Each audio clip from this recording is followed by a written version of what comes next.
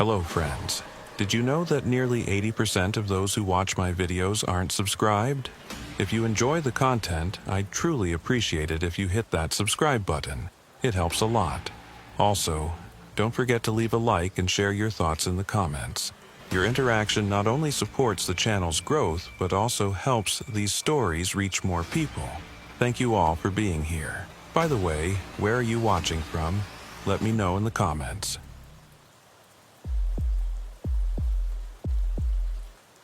The dirt road that cut through the eastern edge of the San Carlos Apache Reservation had no official name on any map that Elridge Koa had ever seen, but the locals called it Dust Devil Trail, for reasons that became obvious during the dry months when the wind picked up and turned the unpaved surface into a churning tunnel of red sand that could reduce visibility to nothing in seconds.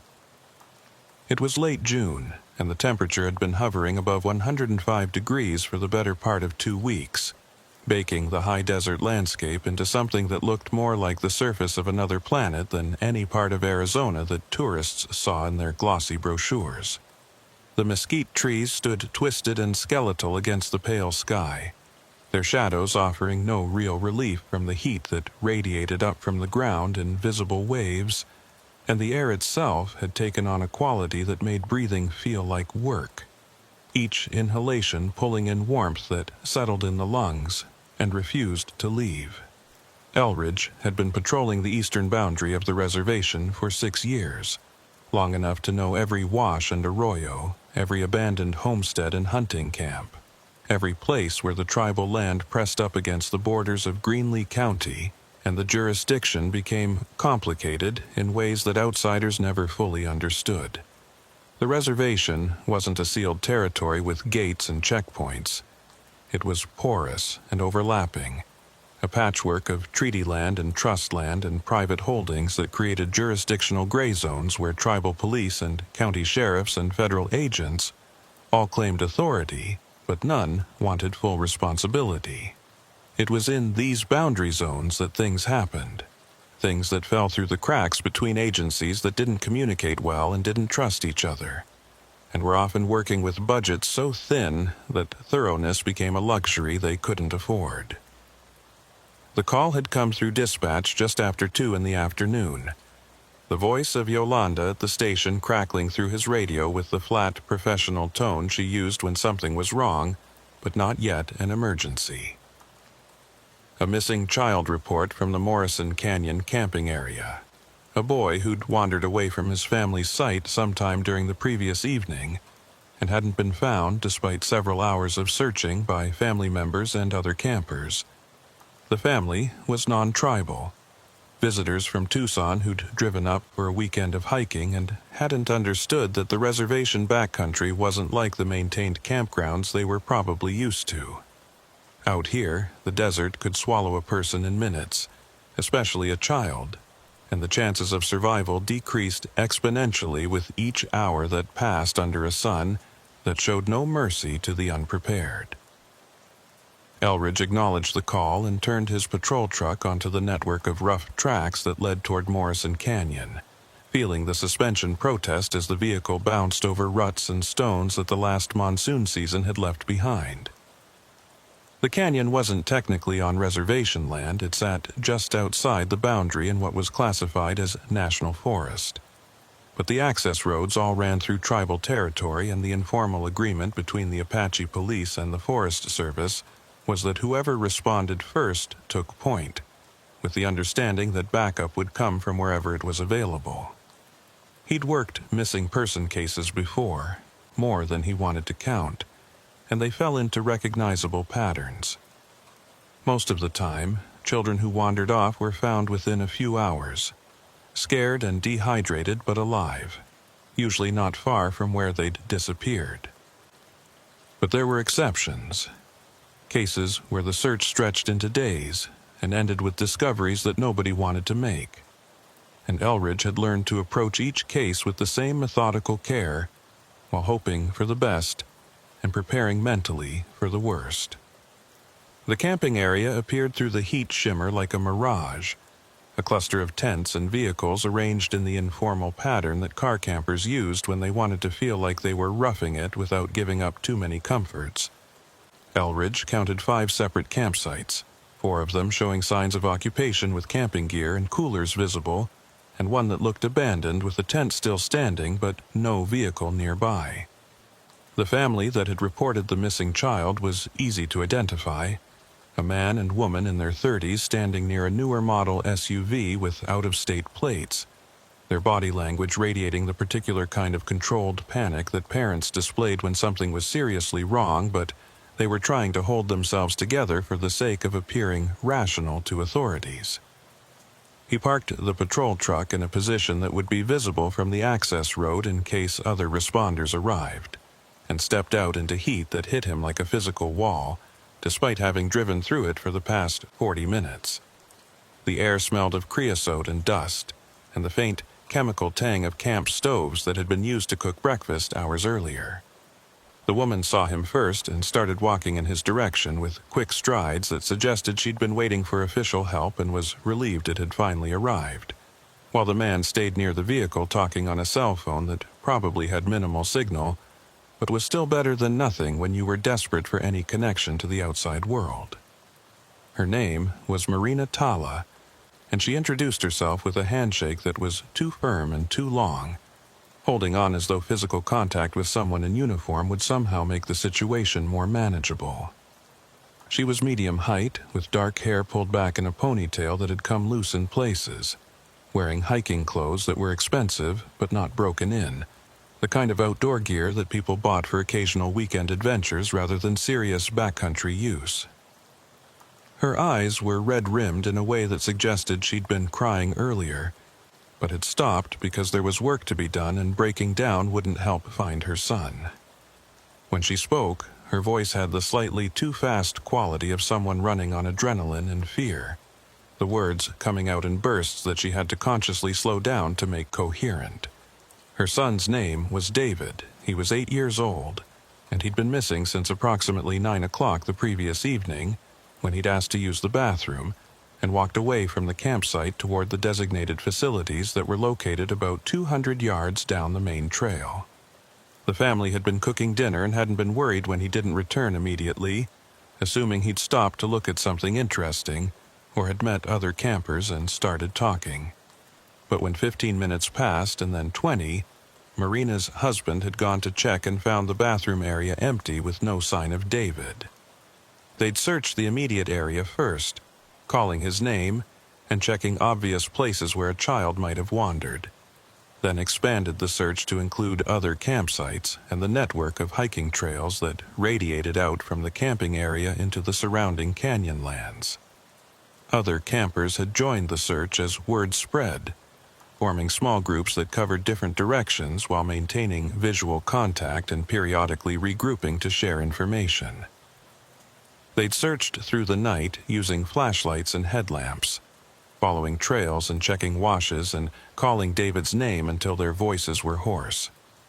As dawn broke, they'd expanded the search further, some groups hiking several miles into the canyon system while others drove the access roads looking for any sign that David might have somehow made it back to a main road. But there had been nothing. No tracks or discarded clothing or any of the other signs that search and rescue teams looked for when trying to trace a missing person's movements. Elridge listened without interrupting, making mental notes about timeline and search patterns that had already been covered, calculating how many hours had passed and what that meant for a child's survival prospects in this heat.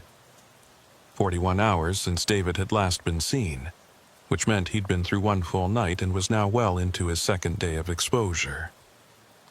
If he'd found shade and stayed still, if he had any water with him, or had been smart enough to recognize edible plants or find moisture in barrel cactus, he might still be alive. But those were a lot of ifs, and Elridge had learned not to build hope on them. He asked the questions that procedure required, gathering information that would be needed when other agencies arrived, and the search became formalized with designated sectors and coordinated sweeps. What had David been wearing? Blue t-shirt, khaki shorts, running shoes that were relatively new and might not have adequate tread for rough terrain. Did he have any medical conditions? No, healthy and active. No medications or allergies that would complicate things. Had he ever wandered off before? Once, at a shopping mall 2 years ago, found within 10 minutes in a toy store. Was there any reason to think this might not be an accidental wandering? Marina's face had tightened at that question, and Elridge saw the moment when she understood what he was really asking, whether there might be custody issues or family problems that would suggest David had run away, or been taken rather than simply getting lost. She answered carefully, explaining that she and her husband were divorced but maintained a cordial relationship, that David split time between households without apparent distress, that there were no custody disputes or protective orders or any of the other red flags that complicated missing child cases. The camping trip had been her scheduled time with David, just the two of them, and her ex-husband was already driving up from Tucson after she'd called him with the news. Everything in her explanation sounded straightforward and reasonable, the kind of modern family arrangement that was common enough not to raise immediate suspicion.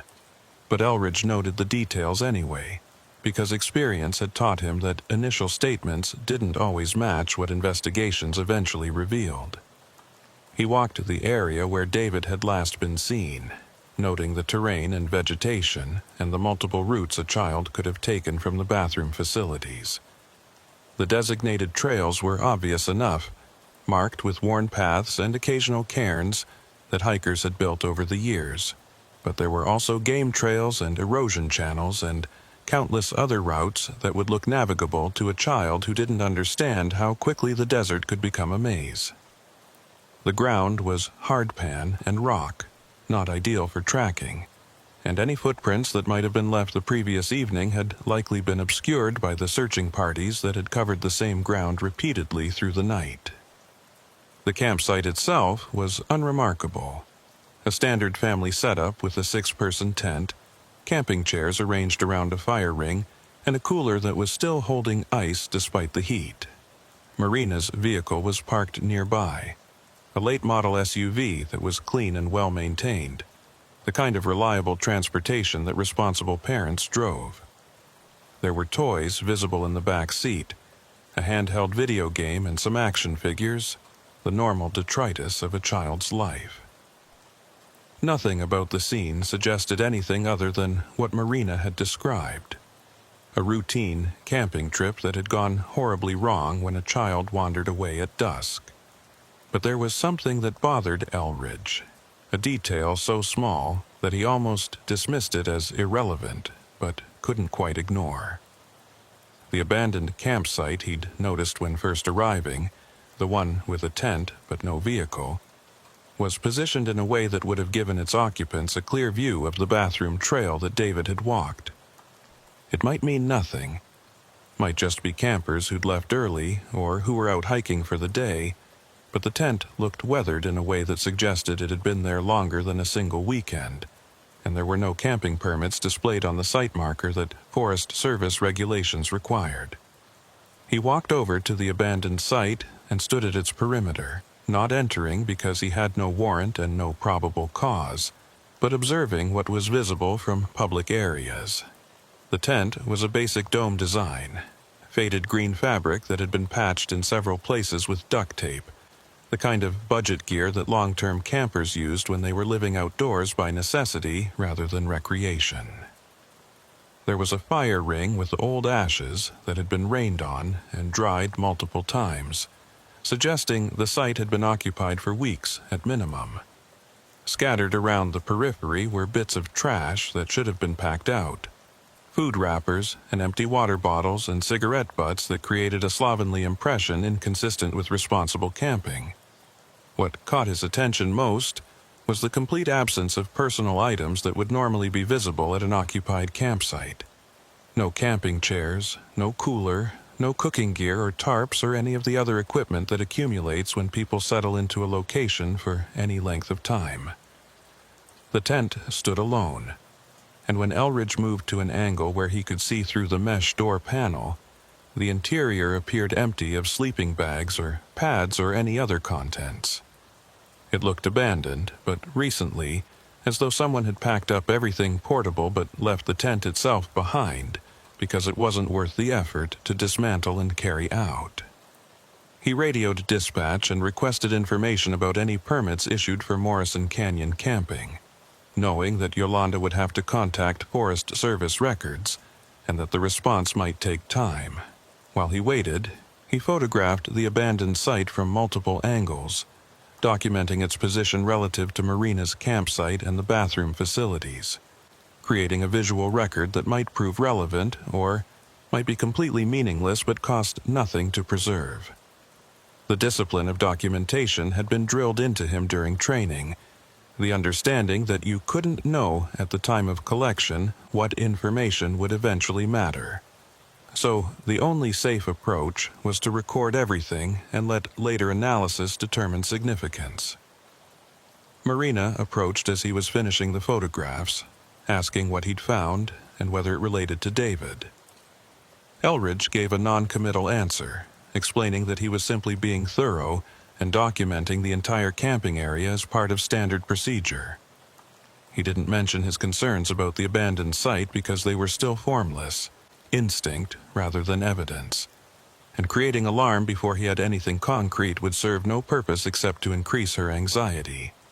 But he asked whether she'd seen anyone at that campsite during her stay, whether there had been other campers in that location when she'd arrived, or at any point during the previous day. She thought about it for a moment, her face showing the strain of trying to recall details that hadn't seemed important at the time, but might now be crucial. She said there had been a man.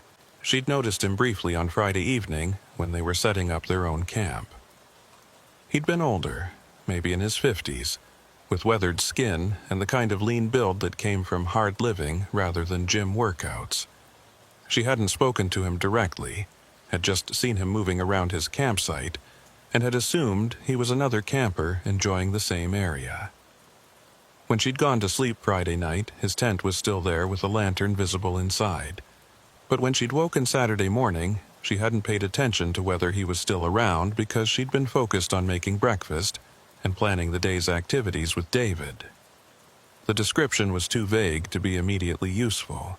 Could have matched thousands of men who camped in Arizona's backcountry for various reasons ranging from legitimate recreation to avoiding law enforcement or living off-grid by necessity. But it was something, a data point that hadn't existed before. And Elridge added it to his growing mental file of information that might or might not connect to David's disappearance. He asked whether Marina had noticed a vehicle associated with the man's campsite, but she couldn't remember seeing one, which was itself noteworthy because the camping area wasn't accessible by foot from any nearby town or trailhead. Someone camping there without a vehicle would have had to either hike in from considerable distance or been dropped off, and either scenario suggested circumstances worth investigating. The radio crackled with Yolanda's voice reporting that Forest Service records showed no current permits for Morrison Canyon, which wasn't unusual because permit enforcement in remote areas was sporadic at best, and many campers simply ignored the requirement altogether. But she'd also run a quick check of recent incident reports and found something that made Elridge's instincts sharpen with the recognition that he might be looking at something more complicated than a simple missing child case. There had been a report filed 3 weeks earlier by Greenlee County Sheriff's Office about suspected illegal activity in the Morrison Canyon area, specifically mentions of possible drug manufacturing or storage based on reports from hikers who'd noticed chemical smells and suspicious individuals telling them to leave the area. The report hadn't been followed up because county resources were stretched thin, and Morrison Canyon sat in a jurisdictional gray zone where nobody wanted to claim responsibility for enforcement. The sheriff's office had forwarded the information to the Forest Service, who'd added it to their list of areas requiring increased patrol attention, but no actual investigation had been conducted. It was the kind of bureaucratic passing of responsibility that Elridge had seen countless times, where legitimate concerns got documented and filed and never acted upon because every agency assumed someone else would handle it. He looked back at the abandoned campsite with new understanding, seeing it not as random slovenliness but as potential evidence of exactly the kind of activity the earlier report had described. The isolated location, the long-term occupation, the absence of normal camping gear but presence of a shelter that could protect equipment or supplies from weather, all fit the pattern of what drug operations looked like in backcountry areas where detection was unlikely, and interference from authorities even less so. If someone had been using Morrison Canyon as a storage or manufacturing site, and if David had wandered into that area during his evening walk, the implications were considerably more serious than simple misadventure in wilderness. Elridge made a decision that he knew would complicate things but couldn't avoid. He called for additional resources, requesting backup from tribal police and notification to both the Greenlee County Sheriff's Office and the FBI's Indian Country Unit that handled major crimes on reservation lands.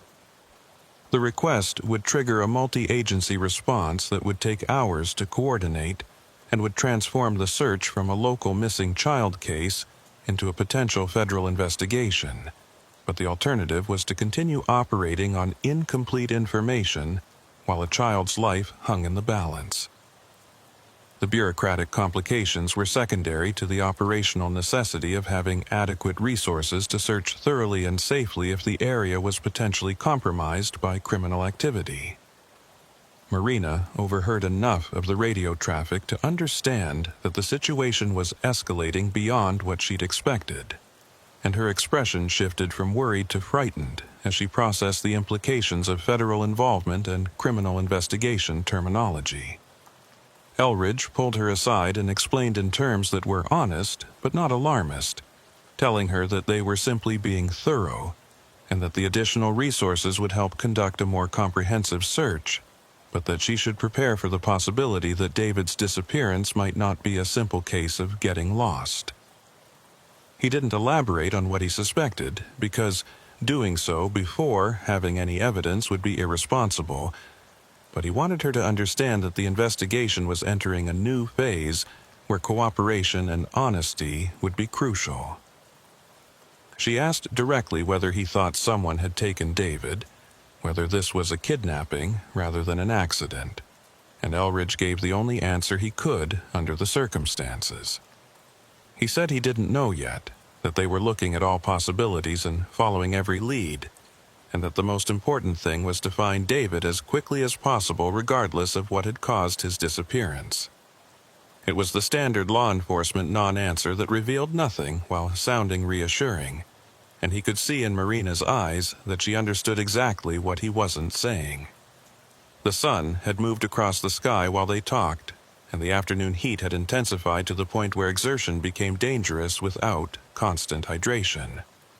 Elridge returned to his patrol truck and pulled out the search and rescue equipment that he kept stored for exactly these situations: water bottles and first aid supplies and emergency blankets that would be needed if David was found suffering from exposure. He also retrieved his sidearm from the locked compartment where he kept it during routine patrol, securing it in his duty holster with the conscious awareness that the gesture transformed his posture from helpful responder to prepared law enforcement. Other campers had been watching the activity from their sites, and several approached asking what was happening and whether they could help. Elridge took their names and contact information, documenting who had been present during the relevant time period and gathering preliminary statements about what they'd seen or heard. Most had nothing useful to offer, had been focused on their own activities and hadn't noticed anything unusual until Marina began searching for David. But one couple, retirees from Phoenix who'd been camping in the area for several days, mentioned that they'd heard vehicle traffic on the access road late Friday night. Unusual because most campers settled in by dark, and there was no reason for through traffic in an area that dead-ended at the camping facilities. They couldn't describe the vehicle beyond saying it had sounded like a truck rather than a car, and they hadn't seen it because they'd been inside their trailer with the windows closed against the cooling night air. The timing was vague, sometime between 10 and midnight, which would have been hours after David disappeared, but could still be relevant if someone had been moving equipment or supplies under cover of darkness. Elridge added the information to his notes and asked the couple to remain available for further questions, knowing that their statement might become more significant once he understood more about what had been happening in Morrison Canyon. The first backup arrived just before 4 o'clock in the form of 2 tribal officers from the Fort Apache district, who'd driven down after receiving the assistance request. They were younger than Elridge, both relatively new to the force but trained in search and rescue procedures and eager to help in any way they could.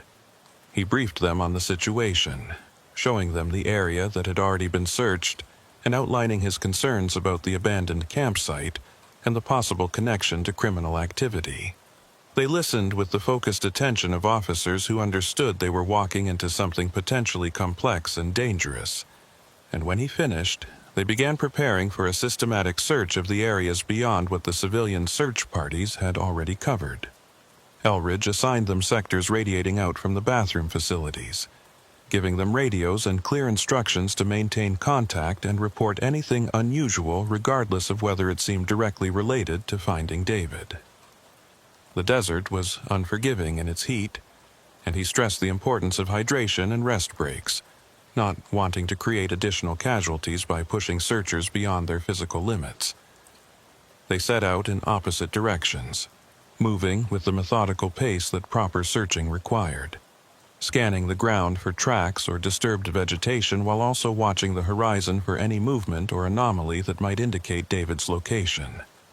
Alone again, except for Marina, who'd retreated to her campsite to wait and presumably to pray, or hope, or engage in whatever mental activity helped her cope with the unbearable waiting, Elridge returned to the abandoned campsite and stood at its edge, considering his options. He had no warrant and technically no jurisdiction since the land was Forest Service rather than tribal. But he had reasonable suspicion that the site might contain evidence relevant to a missing child investigation, and emergency circumstances created exigencies that courts generally recognized as justifying searches that would otherwise require warrants. The calculation was straightforward from an operational standpoint. The potential benefit of finding evidence that could lead to David far outweighed the risk of evidence being excluded from prosecution if his search was later deemed improper. He entered the campsite perimeter and approached the tent with careful steps that avoided disturbing the ground more than necessary, conscious that he was potentially contaminating a crime scene but accepting that necessity sometimes required compromise. The tent's zipper was partially open, the mesh door panel accessible, and he used a pen from his pocket to pull it wider without leaving fingerprints on the fabric. The interior was empty, as he'd observed from distance, but standing at the threshold and looking down into the enclosed space, he noticed something that hadn't been visible from farther away. There were stains on the tent floor, dark patches that could have been spilled food or dirt or any number of innocent substances, but had a distribution pattern that suggested liquid had pooled and been absorbed by the fabric rather than tracked in from outside. The stains were concentrated near the tent's rear section, and they had the brownish color that biological fluids took on after exposure to heat and time. Elridge photographed them with his phone, documenting their size and location and the way they seemed to radiate from a central point, then backed out of the tent without entering fully, or disturbing anything that might need to be processed by forensic teams. The sun was lower now, painting the canyon walls with orange and red light that would have been beautiful under different circumstances, but now just served as a reminder that another night was approaching, and David had already been missing for one complete cycle of darkness. Elridge radioed the 2 officers conducting the sector search and requested status updates, receiving reports that they'd covered their assigned areas without finding any sign of David or encountering anything unusual. He instructed them to return to the camping area and prepare for the arrival of additional resources, knowing that darkness would soon make searching impossible and that they'd need to establish a base of operations for what was likely to become an extended investigation. Marina appeared from her campsite as the officers were returning, her face showing the strain of hours spent in limbo between hope and despair. She asked whether they'd found anything, and Elridge had to give the answer she didn't want to hear, that the search was continuing but so far without results. He tried to soften it by explaining that the additional resources arriving would allow them to expand the search area significantly, that specialized teams with tracking dogs and thermal imaging equipment were being mobilized, but he could see that each word of explanation was just another confirmation that her son was still missing, and that the chances of finding him alive were diminishing with each passing hour. The federal agent arrived as twilight was settling over the canyon. A single vehicle carrying Denton Halbrook from the FBI's Tucson field office. He was a man in his early 40s with the kind of neutral professional appearance that federal agents cultivated, neither memorable nor threatening, dressed in field clothes that were appropriate for the terrain, but clearly not his usual work attire. He introduced himself with a firm handshake and immediately asked for a briefing on everything that had been discovered so far, listening without interrupting while Elridge walked him through the timeline and the concerns about the abandoned campsite and the possible connection to the earlier reports of illegal activity in the area. Denton's expression remained carefully neutral throughout the briefing, but when Elridge mentioned the stains in the tent, something shifted in his eyes that suggested he was now thinking about this as potentially much more serious than a missing child case.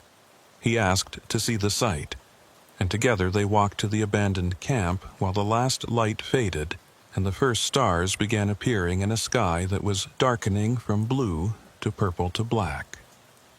The tent was barely visible in the dimness, and Denton used a flashlight to illuminate the interior, spending several minutes examining the stains that Elridge had photographed earlier. When he straightened up and turned off the flashlight, his face was set in an expression that Elridge had seen before on investigators who'd just recognized that a case was going to consume weeks or months of their lives. Denton said quietly that they needed to secure the site immediately and call for a full forensic response, that the stains were consistent with blood, and that the amount and pattern suggested something violent had occurred in that tent. He didn't say what he was thinking about David's chances, didn't need to, because both of them understood that if the tent was a crime scene, and if David had encountered whoever had been using it, the probability of finding him alive had just dropped significantly. The forensic team arrived from Phoenix just after midnight, their convoy of vehicles navigating the rough access roads with the cautious speed of people who understood that destroying evidence through careless approach would be worse than delaying their arrival by a few extra minutes. Elridge had spent the intervening hours establishing a perimeter around the abandoned campsite, using crime scene tape and portable barriers to mark the area as off-limits, while maintaining a log of everyone who'd been near the site before its significance had been recognized. The documentation was tedious work, but crucial for maintaining chain of custody and ensuring that any evidence collected could withstand the scrutiny of defense attorneys who would attack every procedural gap they could identify. Denton had spent the same hours on his phone and laptop, coordinating with his field office and pulling records that might connect the Morrison Canyon area to known criminal operations. The cell signal was weak and intermittent, forcing him to repeat information multiple times and occasionally drive to higher ground, where the connection improved marginally. But by the time the forensic team began setting up their equipment, he'd assembled a preliminary picture that made Elridge's initial instincts look increasingly justified. There had been 3 separate reports over the past 6 months about suspicious activity in canyons along the reservation's eastern boundary, all describing similar patterns of hostile individuals, ordering hikers to leave areas that should have been open to public access, and chemical smells that suggested manufacturing operations rather than legitimate camping. None of the reports had been investigated thoroughly because they fell into jurisdictional gaps where tribal police lacked resources, county sheriffs claimed the areas were federal responsibility, and Forest Service rangers were spread too thin to follow up on every complaint. The result was a patchwork of documented concerns that had never been connected or analyzed as potentially related components of a larger operation.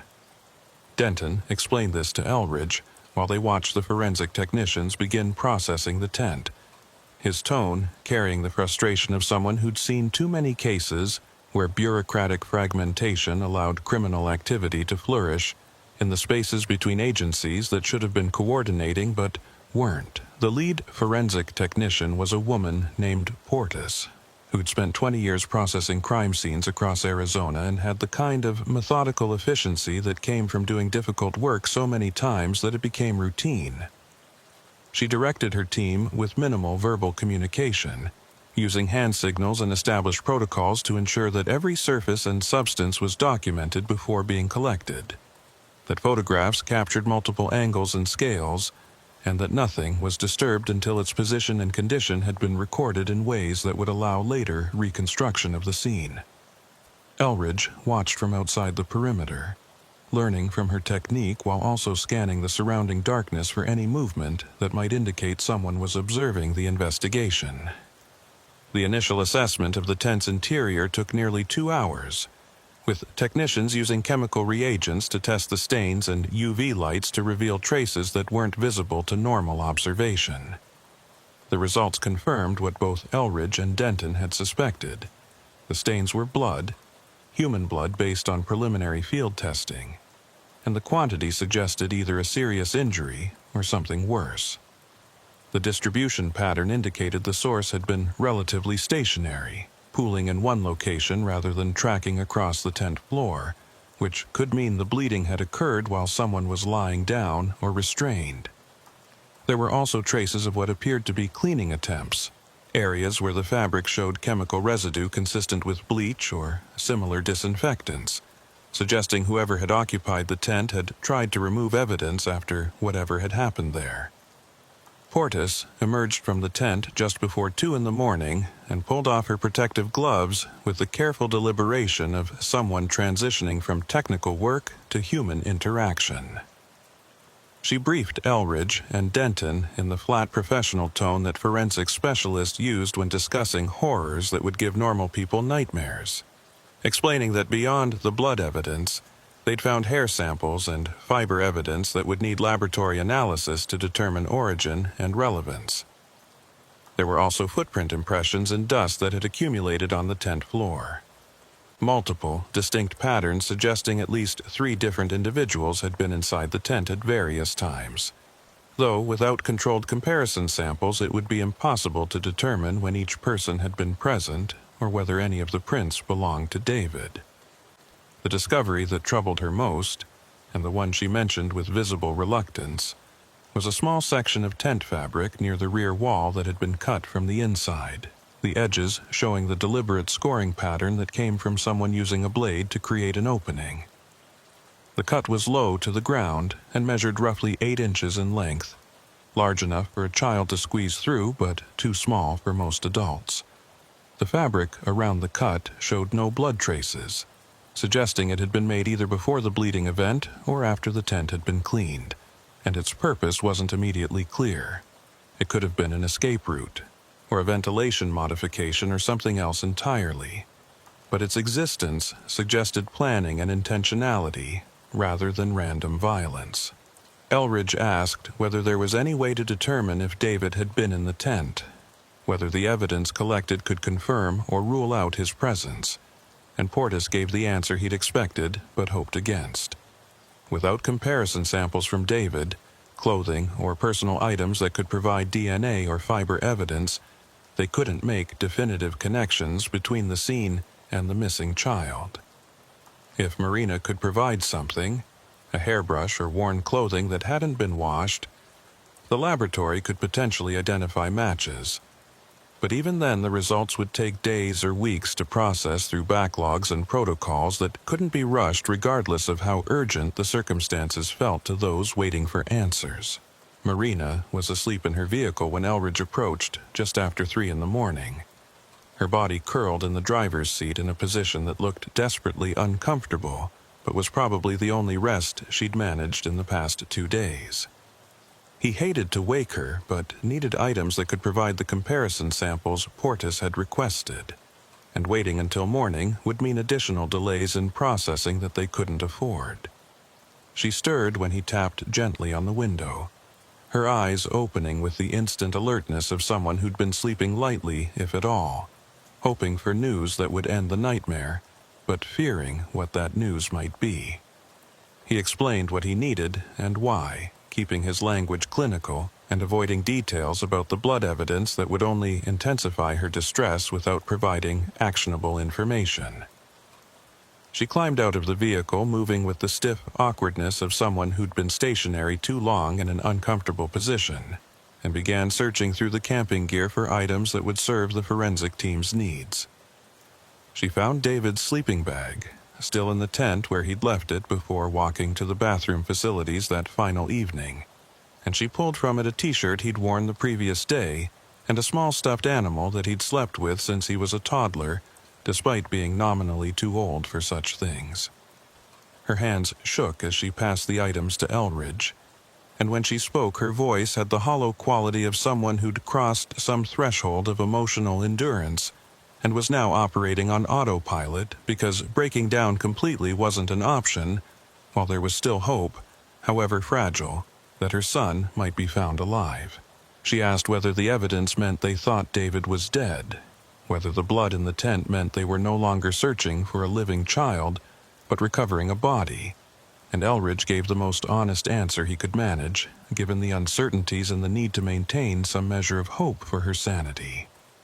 He said they didn't know yet what had happened, that blood evidence could indicate many things from minor injury to serious violence, and that until they found David or developed more information, the investigation would proceed on the assumption that he was alive and needed to be located as quickly as possible.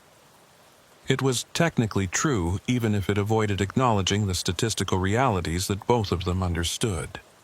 The children who disappeared under suspicious circumstances and remained missing for more than 24 hours were far more likely to be found dead than alive, and that evidence of violence at a nearby location significantly worsened those already grim odds. The eastern sky was showing the first pale hints of approaching dawn when the search teams began assembling for the day's operations. The FBI had brought in a tracking dog unit from their Phoenix office, German shepherds trained in search and rescue operations, and handled by specialists who'd worked dozens of similar cases across the Southwest. The dogs were impressive animals, focused and disciplined in ways that reflected the intensive training they'd received, and their handlers explained the methodology they'd used to search the areas radiating out from the camping facility. They'd start with David's scent articles, the clothing and sleeping bag that Marina had provided, allowing the dogs to establish baseline recognition before beginning systematic sweeps of terrain that human searchers might have covered, but couldn't process with the same olfactory precision that trained animals brought to the work. Elridge joined one of the search teams, partnering with a younger tribal officer who'd arrived with the morning shift and who had grown up in the area with knowledge of the canyon systems and water sources that might not appear on official maps. They moved east from the camping area, following drainage patterns and game trails while the dog team worked a parallel track 50 yards to their north. The morning air was still relatively cool, the temperature in the low 80s, but climbing steadily as the sun cleared the horizon and began its daily assault on anything exposed to its direct radiation. They carried water and emergency supplies, prepared for the possibility of finding David alive but incapacitated, while also understanding that each hour without discovery made that scenario less likely. The terrain was unforgiving, a landscape of rocky outcrops and arroyos carved by flash floods that could transform dry washes into raging torrents within minutes when monsoon rains hit the higher elevations. Vegetation was sparse, mostly creosote and mesquite, with occasional palo verde trees marking places where underground water came close enough to the surface to support larger plant life. The ground showed animal tracks, deer and javelina, and smaller creatures, but no obvious human prints despite the search team's careful observation of every surface that might hold impressions. The absence of tracks wasn't necessarily meaningful in terrain this hard and rocky, but it was discouraging to spend hours searching without finding any trace of the child they were desperately trying to locate. Around mid-morning, the dog team signaled a discovery that brought all nearby searchers converging on their position with the combination of hope and dread that characterized every potential breakthrough in missing person cases. What they'd found wasn't David, but evidence that someone had been in the area recently. A discarded water bottle lying in the shade of a rock overhang about half a mile east of the camping area. The bottle was plastic, generic brand, with perhaps 2 inches of water still sloshing in the bottom and condensation on the interior surface suggesting it hadn't been exposed to full sun for an extended period. There were no labels or identifying marks, nothing that would indicate who'd drunk from it or when they'd been in this location, but its presence was anomalous enough to warrant documentation and collection as potential evidence. The dog handlers allowed their animals to investigate the bottle and the surrounding area, watching for behavioral changes that would indicate whether the scent matched David or was something unrelated. One of the dogs showed interest, circling the area and focusing on a route that led further east into rougher terrain. But the handler cautioned that the interest could mean many things, and didn't necessarily confirm that David had been at this location. Scent could travel on air currents, and could be deposited by contact with contaminated surfaces, creating false trails that wasted search resources if followed without corroborating evidence. The decision was made to mark the location and continue the systematic search pattern, rather than committing resources to following a single potentially misleading indicator. Elridge photographed the water bottle and its position, then used an evidence bag to collect it for later laboratory analysis that might reveal fingerprints or DNA that could connect it to David or to other individuals of interest. The find was logged with GPS coordinates and timestamps, adding another data point to the growing collection of information that would eventually need to be analyzed and synthesized into some coherent understanding of what had happened at Morrison Canyon. He felt the familiar frustration of investigation work, the way evidence accumulated slowly and often ambiguously, refusing to arrange itself into clear narratives despite the human need for stories that made sense and provided closure. By noon, the temperature had climbed above 100 degrees, and the search teams were rotating through mandatory rest breaks, sheltering in shade and consuming water and electrolyte supplements while their body temperatures stabilized enough to resume exertion. Elridge used one of these breaks to check in with Denton, who'd remained at the camping area coordinating the overall investigation and managing the flow of information between various agencies that had converged on Morrison Canyon.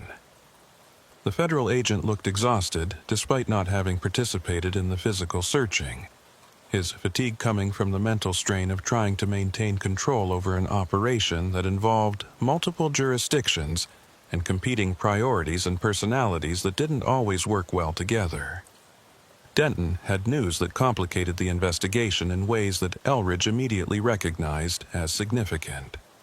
Background checks on the Morrison Canyon area had revealed that one of the parcels of land adjacent to the Forest Service boundary was privately owned, purchased 3 years earlier through a shell company registered in Nevada, with ownership documentation that led to dead ends and corporations that existed only on paper. The property was accessed by an unmarked dirt road that branched off from the main canyon access route about 2 miles before the camping area, and aerial imagery showed what appeared to be a small structure and vehicle tracks suggesting regular use despite the remote location and absence of any legitimate residential or commercial purpose that would explain the investment. The discovery triggered immediate concern that they were looking at a more sophisticated operation than initially suspected, something beyond simple drug manufacturing or storage, and potentially connected to organized criminal networks with resources to establish infrastructure and maintain operational security. Denton had requested additional federal resources, including a tactical team that could approach the private property safely if probable cause developed to justify entry. But he'd also cautioned that without direct evidence connecting the property to David's disappearance, Obtaining warrants would be difficult, and any premature action might jeopardize eventual prosecution if the property occupants were involved in criminal activity, but not specifically in the missing child case.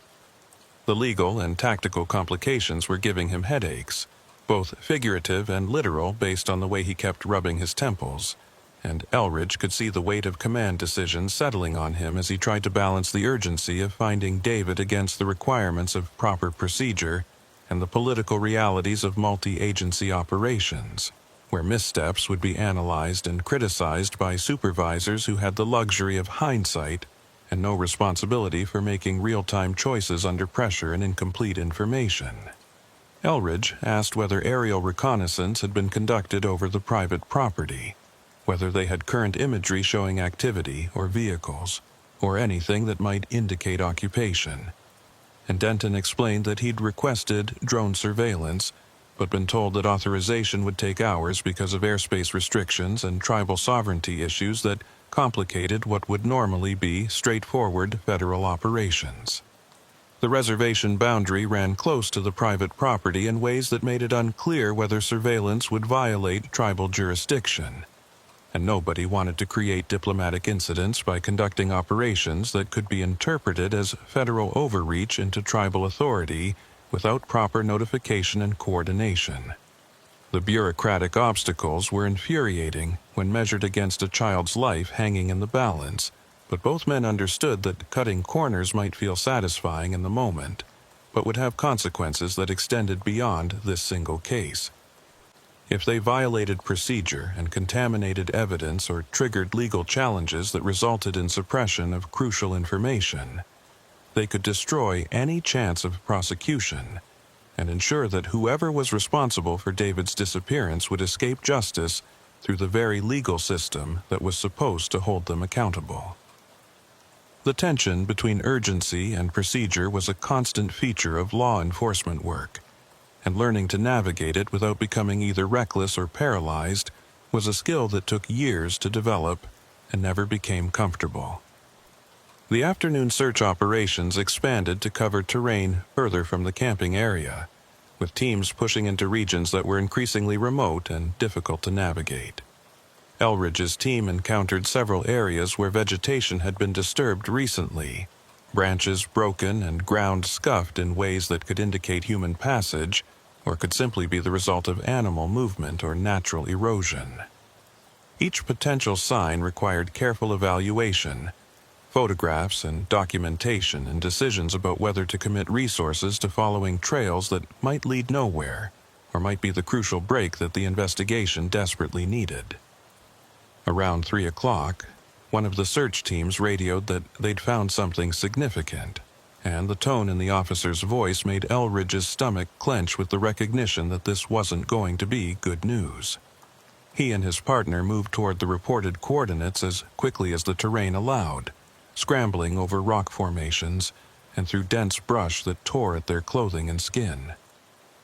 When they reached the location, marked by other searchers who'd converged from different directions, what they found confirmed everyone's worst fears, while also opening new questions about what had happened to David. The discovery was clothing, a child's t-shirt that matched the description of what David had been wearing when he disappeared. It was lying in a small depression at the base of a rock outcrop, partially concealed by fallen branches in a way that could have been deliberate hiding or could have been natural accumulation. The fabric showed tears and stains, dark patches that could have been blood or dirt or any number of substances, and there was damage to the shoulder seam that suggested the shirt had been removed forcibly rather than taken off normally. The condition and location raised immediate questions about why it would be here, more than a mile from the camping area and well off any established trails that David would have had reason to follow.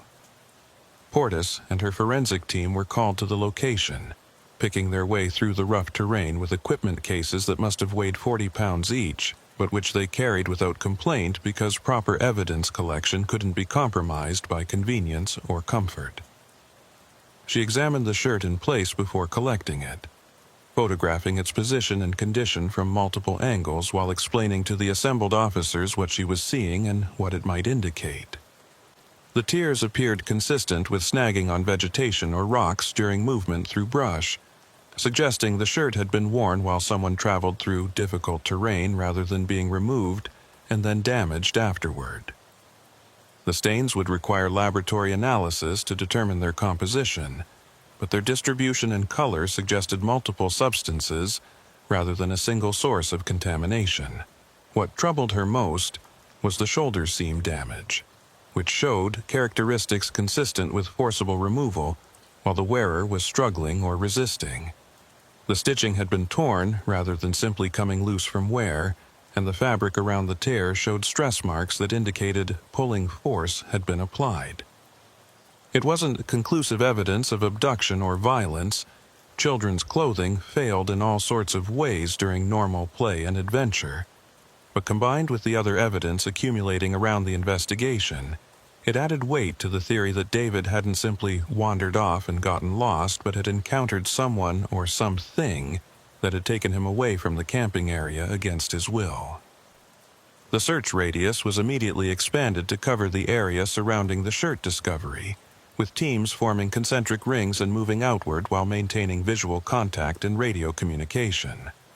The terrain became progressively more difficult as they moved further from established trails, requiring scrambling and climbing that would have been challenging for adults with proper equipment, and would have been nearly impossible for an 8-year-old child in running shoes and casual clothing.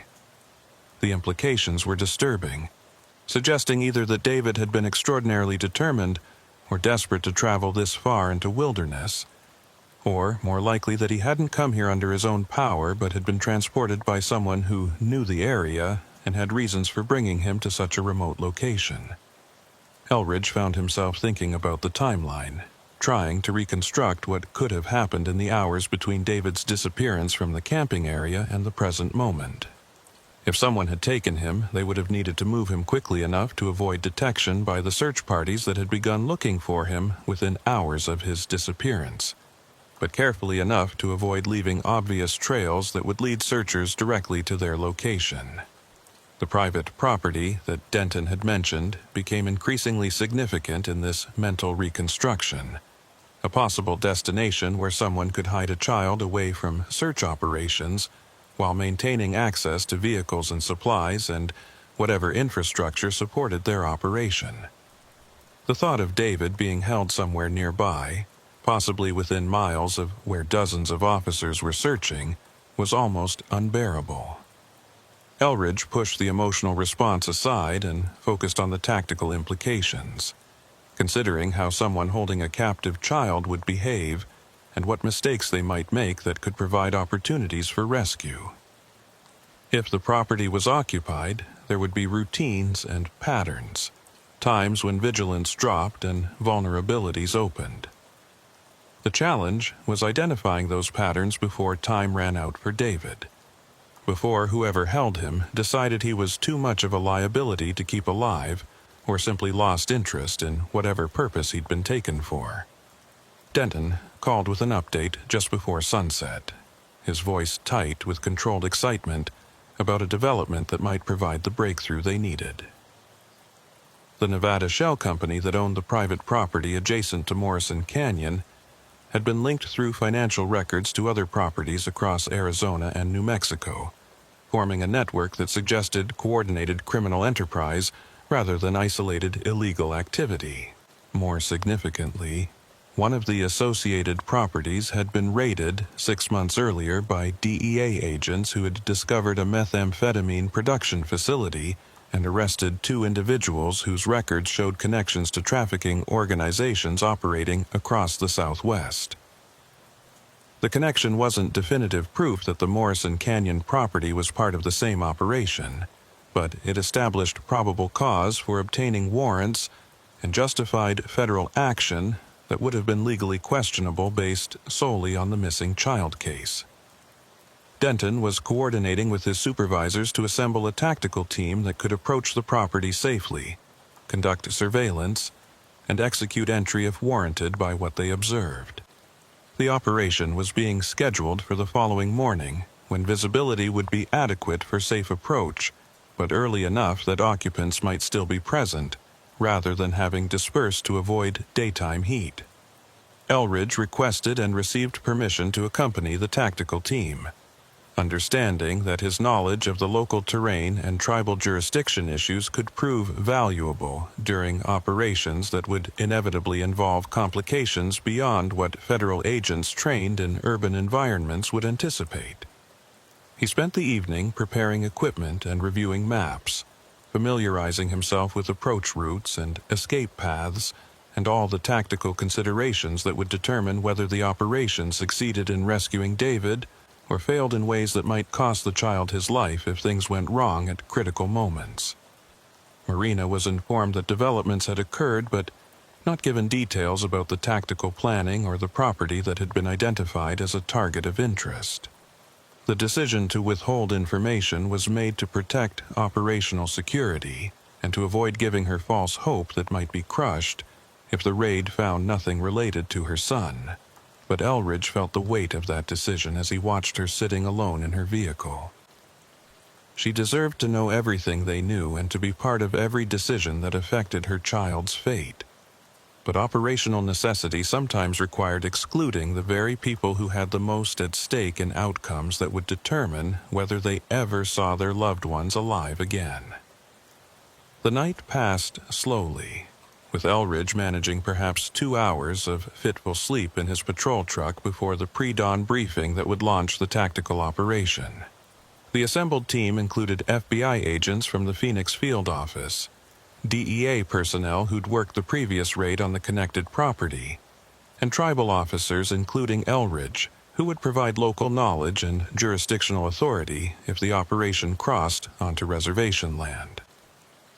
They reviewed aerial imagery and discussed approach routes and established communication protocols, and ran through contingencies for various scenarios ranging from the property being abandoned to active resistance from armed occupants who might use David as a hostage if they realized law enforcement was closing in.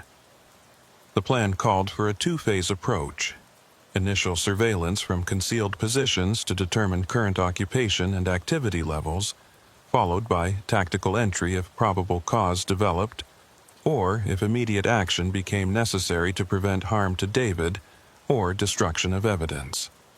The team would deploy in darkness to reach observation positions before sunrise, using night vision equipment to monitor the property while maintaining radio silence except for emergency communications.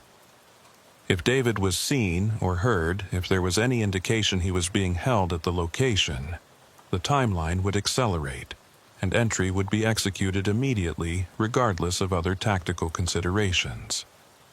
The approach to the private property began at 4:30 in the morning, with the tactical team moving through darkness so complete that without night vision equipment, navigation would have been impossible.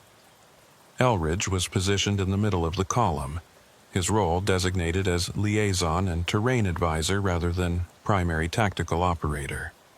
But he carried the same weapons and protective gear as the federal agents surrounding him because things could deteriorate rapidly in operations like this, and being unprepared when violence erupted was a mistake that people rarely survived to regret.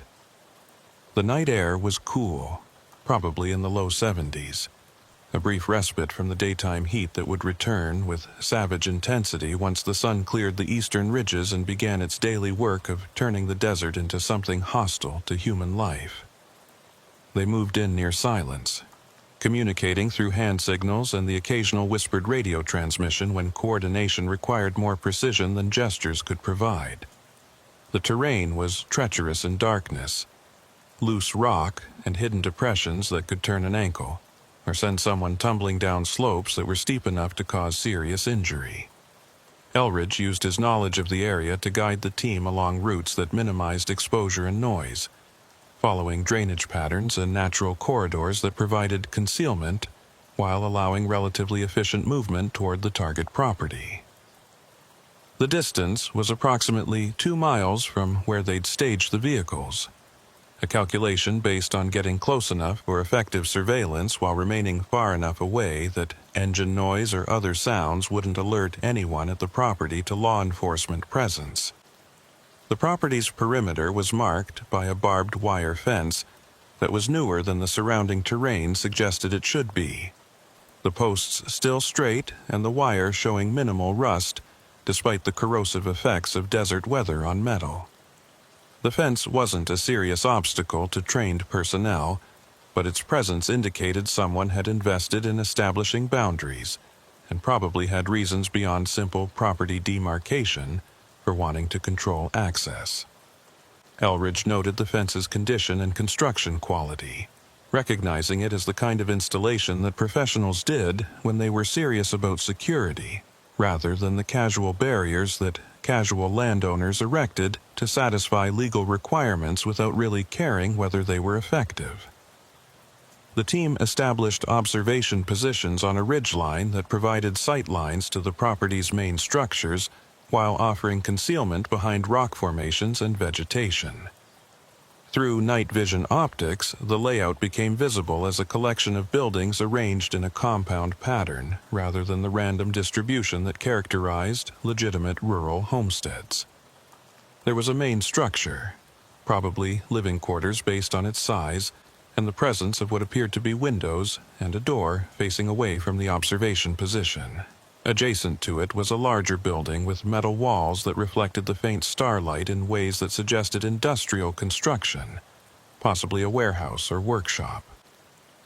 2 vehicles were parked near the main building, pickup trucks that looked relatively new and well-maintained, and there were several smaller outbuildings that could have been storage sheds or equipment shelters. What made Elridge's pulse quicken was the presence of lights, not illumination spilling from windows that would indicate normal occupation, but security lighting on motion sensors that periodically flicked on and off as small animals or wind-blown debris triggered them. The lighting system was more sophisticated than what you'd expect for a simple rural property, suggesting the occupants were concerned about perimeter security in ways that implied they had valuable assets to protect or illegal activities to conceal. Combined with the new fence and the industrial building and the remote location that made casual observation unlikely, the property had all the characteristics of a drug operation or similar criminal enterprise that required isolation and infrastructure beyond what legitimate activities would justify. Denton was positioned next to Elridge, both men prone behind a rock formation that provided cover while allowing them to observe the property through optics and relay information to the rest of the team. They watched in silence for nearly an hour, documenting patterns of activity and structural details that would inform tactical planning when the decision was made to move from surveillance to direct action. During that time, they saw no human movement, no indication that the property was currently occupied beyond the passive security measures and the presence of vehicles that could have been parked there for days or weeks without necessarily meaning anyone was present. Around 5:30, just as the eastern sky was beginning to show the first pale suggestions of approaching dawn, movement appeared at the main building. A door opened, spilling artificial light across the compound yard for perhaps 5 seconds before closing again, and a figure emerged and walked toward one of the outbuildings with the purposeful gait of someone conducting routine morning tasks rather than responding to any emergency. Through the night vision optics, the figure appeared as a green-tinged silhouette, details obscured by the technology's limitations and the remaining darkness, but clearly an adult male based on size and movement patterns. He disappeared into the outbuilding and emerged perhaps 2 minutes later, carrying something that looked like a container or box, returned to the main building, and vanished inside when the door opened and closed again with the same brief spill of interior lighting. The observation was significant because it confirmed the property was occupied, and that occupants were active during hours when legitimate rural residents might be present, but wouldn't necessarily be conducting tasks that required moving supplies between buildings. Denton immediately radioed the information to the tactical team leader, a FBI special agent named Torino, who was positioned with the entry team at a different location closer to the property's access road. They exchanged brief communications about timing and approach methods, weighing the tactical advantages of striking now while it was still dark against waiting for better visibility that would come with dawn, but might also give occupants more warning of the approaching team. The decision was made to initiate entry immediately, before full daylight and before additional occupants potentially arrived or departed. The logic was sound from a tactical perspective. Darkness favored the team that had night vision equipment and training in low-light operations, and delay created opportunities for situations to change in ways that might complicate or prevent safe execution of the raid. Elridge felt his adrenaline surge as the decision was communicated, and the team began moving from observation positions toward assault staging areas. The transition from passive watching to active engagement triggering physiological responses that training could manage but never eliminate. The entry team approached the main building from multiple directions simultaneously, a coordinated movement designed to minimize reaction time for anyone inside and prevent escape or destruction of evidence. Elridge remained with Denton at the observation position. Their role now shifted to overwatch and support rather than direct participation in the building breach. Through their optics, they watched as figures in tactical gear materialized from the darkness and took positions at doors and windows, moving with the practiced precision of teams that had executed similar operations dozens or hundreds of times. There was a moment of stillness, perhaps 10 seconds where everyone was in position, but nothing was happening. The calm before violence that Elridge had experienced before, and recognized as the point where training and planning either succeeded or failed, based on factors that were often beyond anyone's control. The breach was announced with the explosive sound of a battering ram striking the main building's door, followed immediately by flashbang grenades that detonated inside with concussive force designed to disorient and temporarily incapacitate anyone in the structure. The noise echoed across the desert landscape, sharp reports that would be audible for miles in the pre-dawn stillness, and then the entry team was flowing through the opened door, shouting commands that were procedure and law and warning all compressed into words that had to be delivered, even though compliance was rarely immediate when people were startled from sleep or surprised during illegal activity. Elridge listened to the radio traffic as the team cleared rooms, the clipped professional language of operators reporting what they found and requesting backup or specialized resources as situations developed. The main building had 3 occupants, all adult males who were taken into custody without resistance after the initial shock of the entry wore off, and they realized that fighting would be suicide against a team that had every tactical advantage. The individuals were secured and separated for questioning, the standard procedure to prevent them from coordinating stories or communicating information that might compromise the investigation. But there was no sign of David in the main building, no indication that a child was present or had been present recently. The entry team moved to the secondary structures, clearing them with the same methodical care while Elridge and Denton watched from their overwatch position and felt the first stirrings of doubt about whether their intelligence had led them to the right location. The industrial building yielded evidence of drug manufacturing, laboratory equipment, and chemical supplies consistent with methamphetamine production, confirming that the property was indeed being used for criminal purposes and justifying the raid from a narcotics enforcement perspective. But drug operations weren't why they were here, and finding evidence of crimes that weren't directly related to David's disappearance felt like a failure, even though it represented success by other metrics. The outbuildings were searched next, smaller structures that took less time to clear but were equally empty of any trace of the missing child.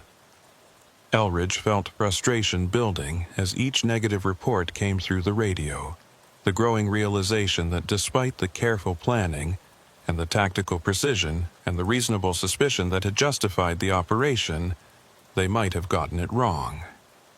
David might not be here, might never have been here, and every minute spent searching this property was time that could have been used searching elsewhere for a child whose location remained unknown and whose chances of survival decreased with each passing hour. Denton's expression was unreadable behind his night vision equipment, but when he spoke, his voice carried the same frustration that Elridge was feeling. He said they'd check everything, tear apart every structure and search every inch of the property before accepting that David wasn't here. Because the alternative was admitting they'd committed significant resources to a raid that would produce drug arrests, but wouldn't bring them any closer to finding the missing child who was the actual priority, regardless of what the case statistics would eventually show. The detained individuals were questioned separately, each handled by experienced agents who knew how to exploit the psychology of custody and the fears that people harbored about being charged as accessories to crimes more serious than whatever they'd personally committed. The interrogations revealed that the property had been operating as a methamphetamine lab for approximately 8 months, that the 3 occupants were low-level operators working for an organization that provided supplies and collected product, but maintained separation between different tiers of the operation to insulate leadership from prosecution if production sites were discovered. None of them claimed knowledge of any child being brought to the property, and their reactions when asked about David seemed genuinely confused rather than rehearsed denials designed to conceal involvement. But one detail emerged during questioning that redirected the investigation in ways that Elridge immediately recognized as significant.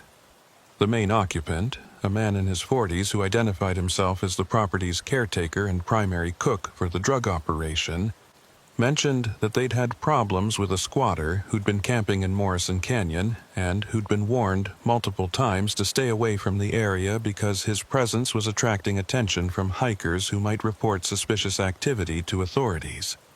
The squatter had been described as older, probably in his 50s, and had been living rough in the canyon for at least several weeks before the warnings convinced him to relocate to somewhere less problematic for the drug operation. The description matched what Marina had said about the man she'd seen at the abandoned campsite. The weathered individual who'd been present Friday evening, but whose tent had apparently been vacated by Saturday morning. Elridge asked whether the caretaker knew where the squatter had gone after leaving Morrison Canyon, whether there had been any subsequent contact or indication of where he might have relocated. And the answer opened new investigative paths that were both promising and deeply troubling. The squatter had apparently mentioned during one of their confrontations that he had friends in the area, people who'd let him stay on their property when camping on public land became too risky or uncomfortable. The caretaker didn't know specifics, hadn't cared enough to press for details because his only concern was getting the squatter away from the canyon, but the implication was clear that there were other locations in the region where someone could disappear with assistance from individuals who didn't ask questions or report things to authorities. Denton immediately redirected investigative resources toward identifying properties in the surrounding area that might fit the profile of places where a squatter could find refuge. It was frustratingly vague guidance. The region contained hundreds of remote properties and informal camps where people lived outside normal society's boundaries.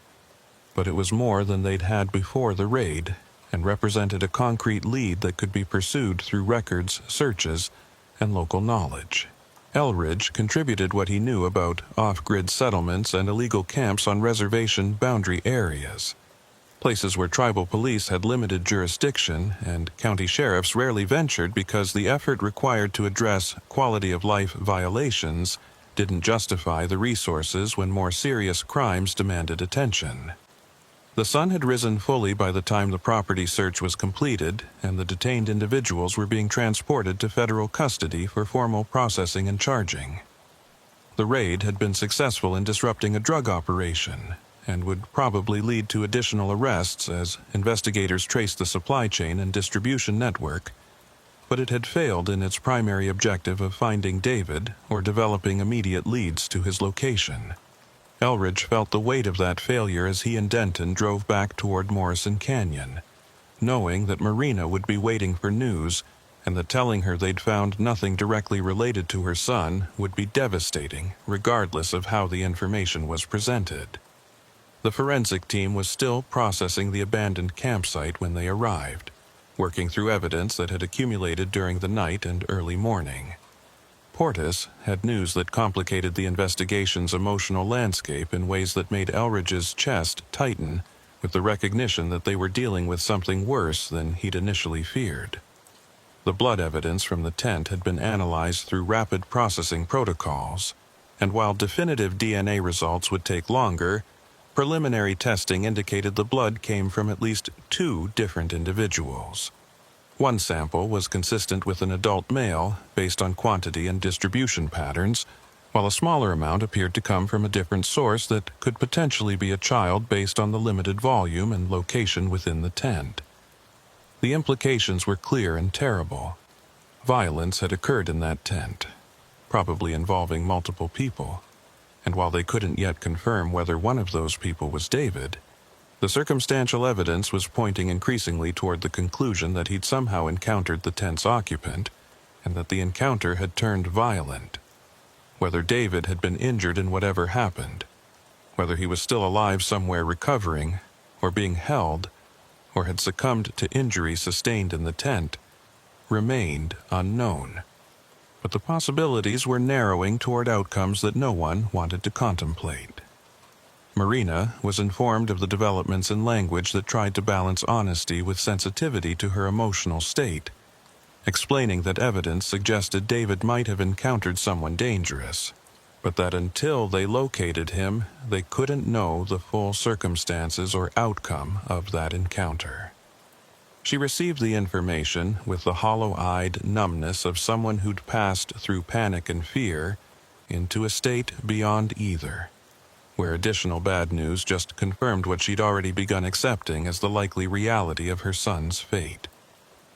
She asked whether they thought David was dead, whether she should prepare herself for recovering a body rather than hoping for rescue, and Elridge gave the only answer that was both honest and humane given the uncertainties that still existed.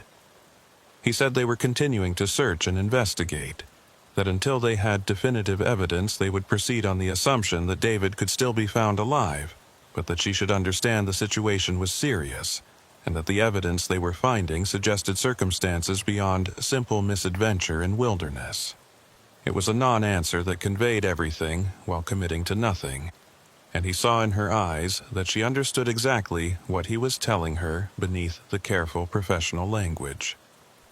The investigation into potential refuge locations for the squatter began immediately, with multiple teams conducting record searches and canvassing local residents who might have knowledge of informal camps or properties where someone could disappear from official attention. The work was painstaking and often frustrating, following leads that led nowhere and interviewing people whose information was incomplete or unreliable or deliberately misleading because they viewed law enforcement as intrusion rather than assistance. Elridge worked through the afternoon and into the evening, driving rough roads to remote properties and asking questions that were received with varying degrees of cooperation from residents who valued privacy and didn't appreciate officials showing up with inquiries about their neighbors or their own activities. Around 7 in the evening, a break came through a channel that Elridge hadn't anticipated.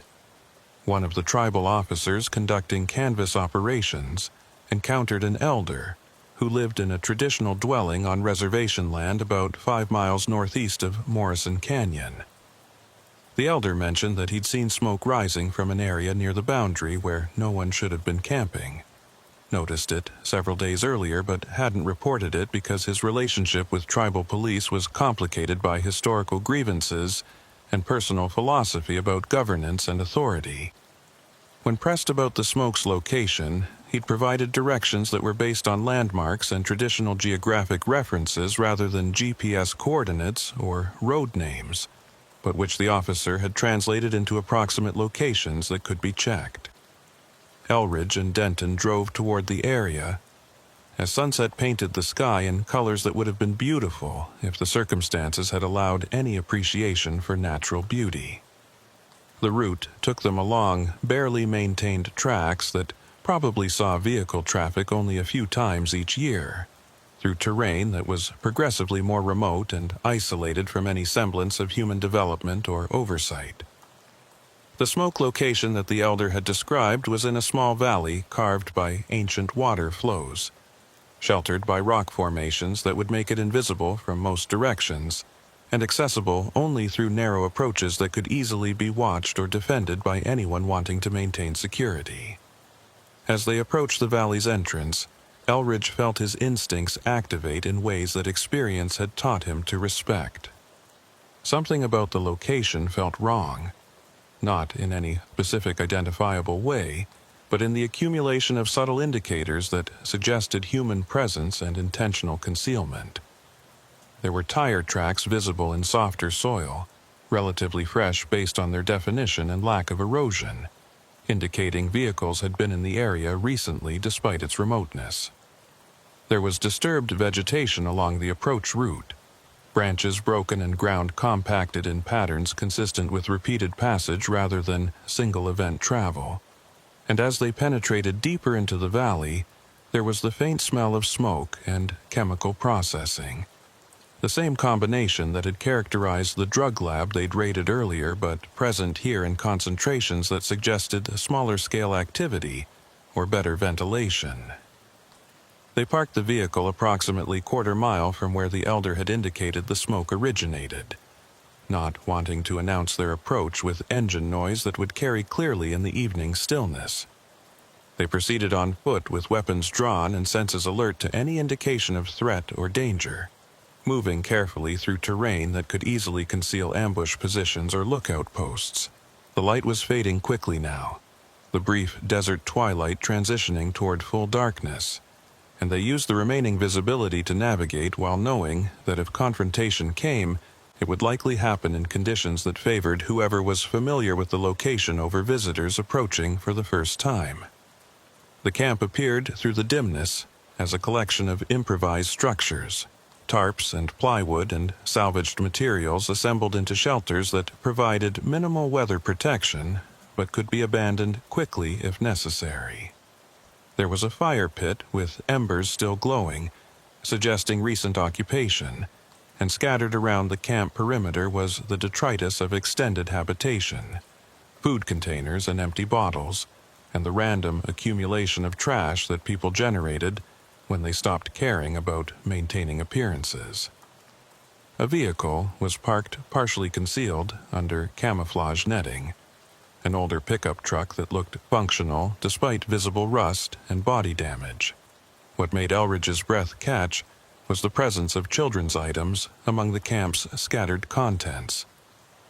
A small shoe, the mate to running shoes that David had been wearing according to Marina's description, lying near the fire pit as though it had been discarded or lost. A piece of fabric that matched the color and pattern of the shorts David had been wearing, torn and dirty, but recognizable. And most damning, a small backpack that Marina had mentioned David carrying, containing his handheld game and some snacks for the hike to the bathroom facilities that final evening. Denton immediately radioed for backup and additional resources, requesting tactical teams and medical support and forensic specialists, his voice tight with controlled urgency as he described what they'd found. Elridge moved carefully through the camp's perimeter, documenting with photographs and mental notes while avoiding disturbing evidence that would need to be processed by specialists. The camp appeared abandoned, no sounds of occupation or movement visible in the gathering darkness, but appearances could be misleading, and approaching too carelessly could trigger violence if someone was concealed and watching. They waited for backup to arrive, maintaining surveillance on the camp while light failed completely and darkness settled over the valley with the finality of a closing door. Through night vision equipment, the camp remained visible as a collection of green-tinged shapes and shadows, but detail was lost, and the sense of watching something that might change at any moment created tension that made every sound and movement feel potentially significant. Elridge thought about David, about whether he'd been in this camp and, if so, what had happened to him here. Whether the evidence they'd found meant he was dead or merely indicated he'd passed through on his way to somewhere else. The tactical team arrived around 9 o'clock. approaching with careful noise discipline and taking positions that surrounded the camp before beginning the process of clearing it structure by structure. The operation was similar to the morning's raid, but compressed into smaller space and complicated by darkness and uncertain terrain.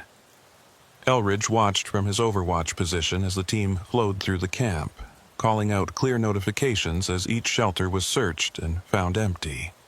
The camp was abandoned. Whoever had been here recently had departed, leaving behind evidence and belongings, but taking with them any living occupants, including potentially David if he'd been held here. The forensic processing began immediately despite the darkness, with portable lighting transforming the camp into an illuminated island in the surrounding blackness.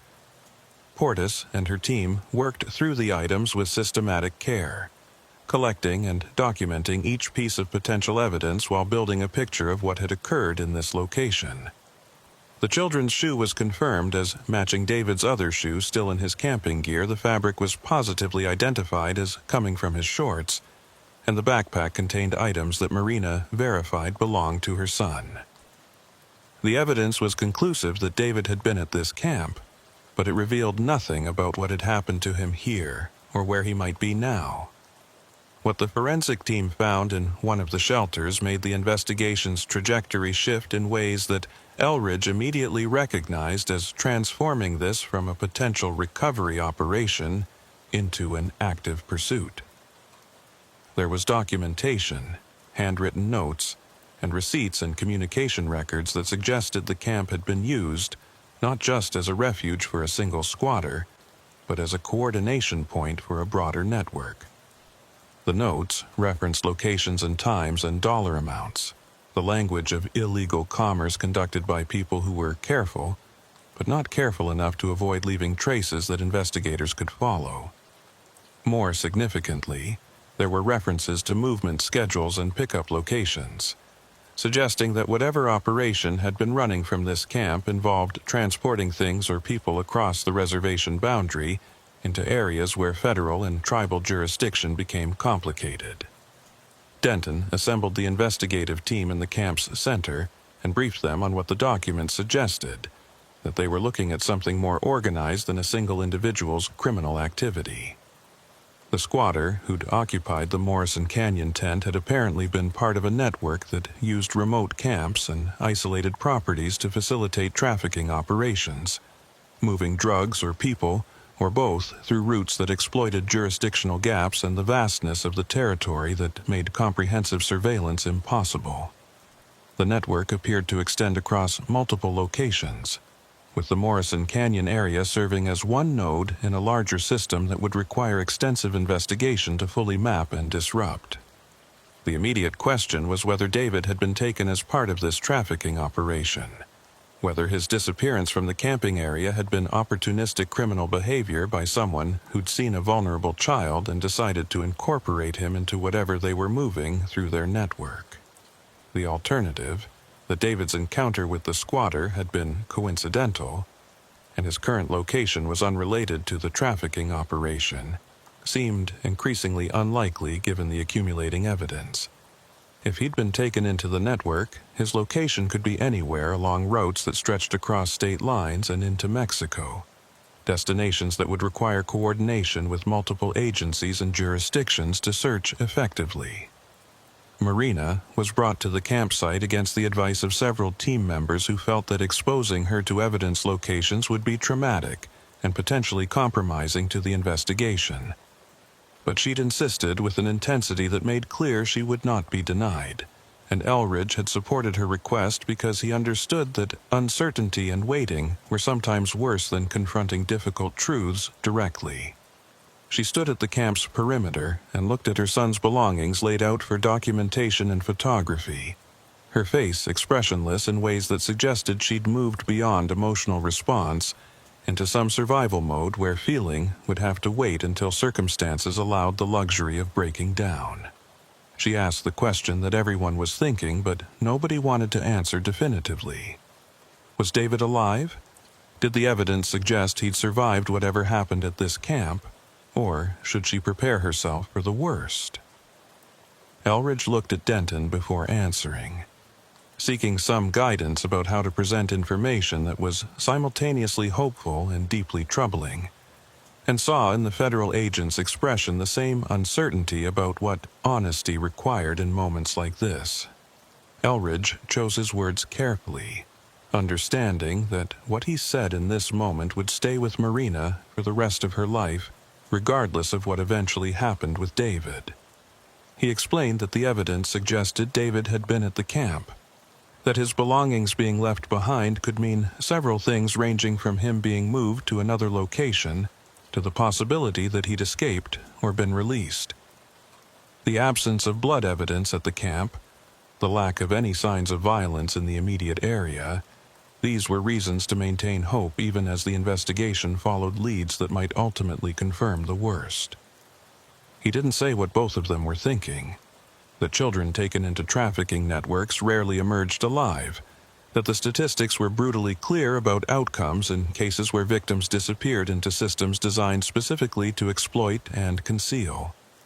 Marina absorbed the information with a nod that was mechanical rather than comprehending, her mind probably already moving through scenarios and possibilities that would torture her during every quiet moment for however long this search continued.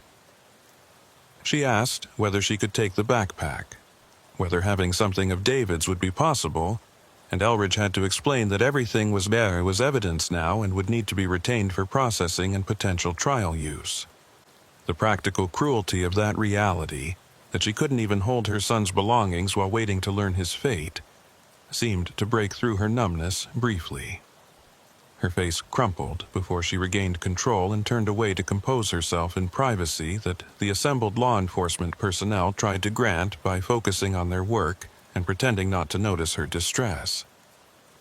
The investigation expanded rapidly as night progressed into the early hours of the following day.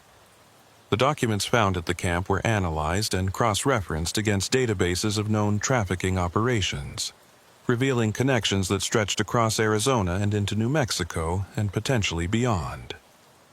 The network appeared to use reservation boundary areas specifically because the jurisdictional complications made coordinated law enforcement response difficult and created gaps where illegal activity could flourish undetected for extended periods.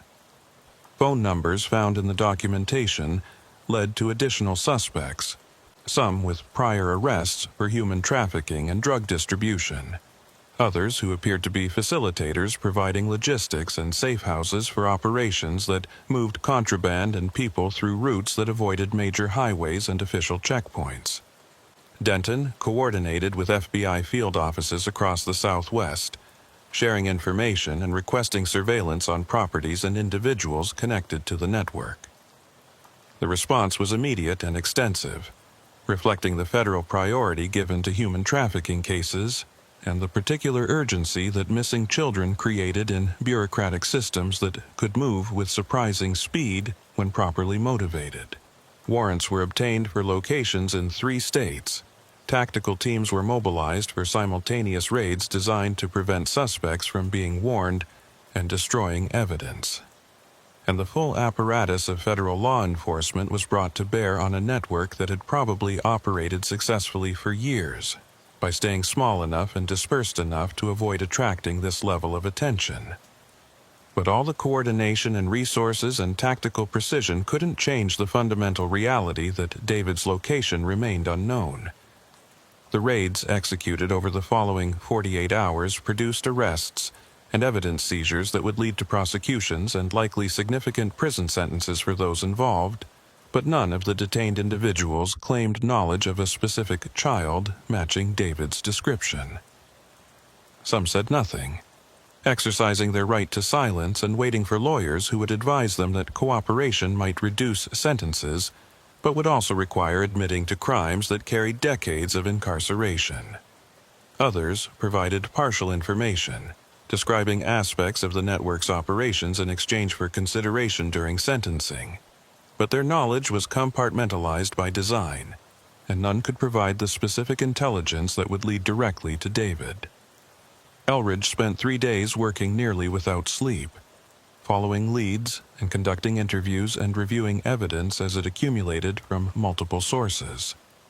The picture that emerged was of a sophisticated operation that had been moving people across the border region for at least 2 years, exploiting individuals desperate for entry into the United States or escaping situations in their home countries that made dangerous illegal transit seem preferable to staying.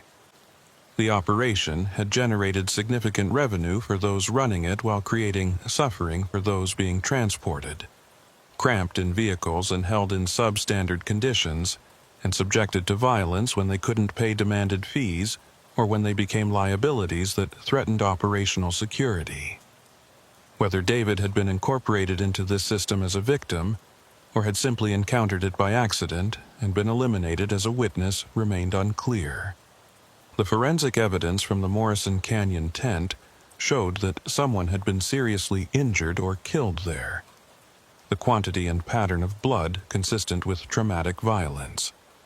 But without a body or definitive DNA match to David, investigators couldn't confirm whether he'd been the victim or had witnessed violence done to someone else. The uncertainty was maddening from an investigative standpoint and devastating from a human perspective, leaving everyone involved unable to provide Marina with the closure that might allow her to begin processing grief or maintaining hope in ways that were grounded in reality rather than wishful thinking.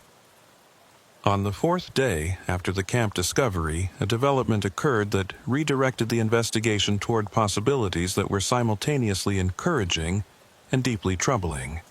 A Border Patrol agent working near Douglas, Arizona, approximately 200 miles south of Morrison Canyon, reported encountering a group of suspected trafficking victims who'd been abandoned by their transporters after a vehicle breakdown. Among the group was a child, a boy approximately 8 years old who matched David's general description but couldn't communicate effectively due to trauma or language barriers. The agent had called for medical support and social services, standard procedure for handling trafficking victims, but had also flagged the case to FBI coordinators because of the potential connection to the Morrison Canyon investigation. Elridge and Denton drove to Douglas immediately, making the journey in under 4 hours by pushing speeds that were probably inadvisable but seemed justified by the possibility that they might be about to find David alive. Marina traveled separately with the victim advocate, prepared for reunion or disappointment but clearly holding on to hope that had been nearly extinguished by days of terrible news and dead ends. The drive gave Elridge time to think about what they might find, to prepare himself emotionally for various scenarios ranging from joyful recovery to the soul-crushing discovery that the child wasn't David, and they were back to searching with no promising leads. The Border Patrol station in Douglas was a utilitarian facility that processed hundreds of encounters monthly, its holding areas and interview rooms designed for efficiency rather than comfort. The child who might be David was in a medical examination room receiving care for dehydration and minor injuries, attended by a doctor and a social worker who specialized in trafficking victim services. Elridge and Denton were briefed before being allowed to see the child, told that he was physically stable but psychologically fragile, responsive to basic questions, but showing signs of trauma that would require extensive therapeutic intervention regardless of his identity or circumstances. The moment when Marina was brought into the examination room would stay with Elridge for the rest of his career, one of those crystalline memories that retained perfect clarity regardless of how much time passed. He watched through an observation window as she entered and saw the child, watched her face cycle through hope and recognition, and then the terrible collapse into despair as she realized this wasn't David. The child looked similar, was approximately the right age and build, but was clearly a different person with different features and different responses. Marina's legs seemed to fail her, and she sat down heavily in a chair that someone positioned behind her just in time, her hands covering her face as she absorbed this latest crushing disappointment. The child, who wasn't David, was eventually identified through fingerprint databases as a victim who'd been reported missing from New Mexico 3 months earlier, taken during circumstances that suggested family abduction, but had actually been trafficking operation. His recovery was a victory that would allow reunion with his actual family and potentially provide intelligence about the network's operations.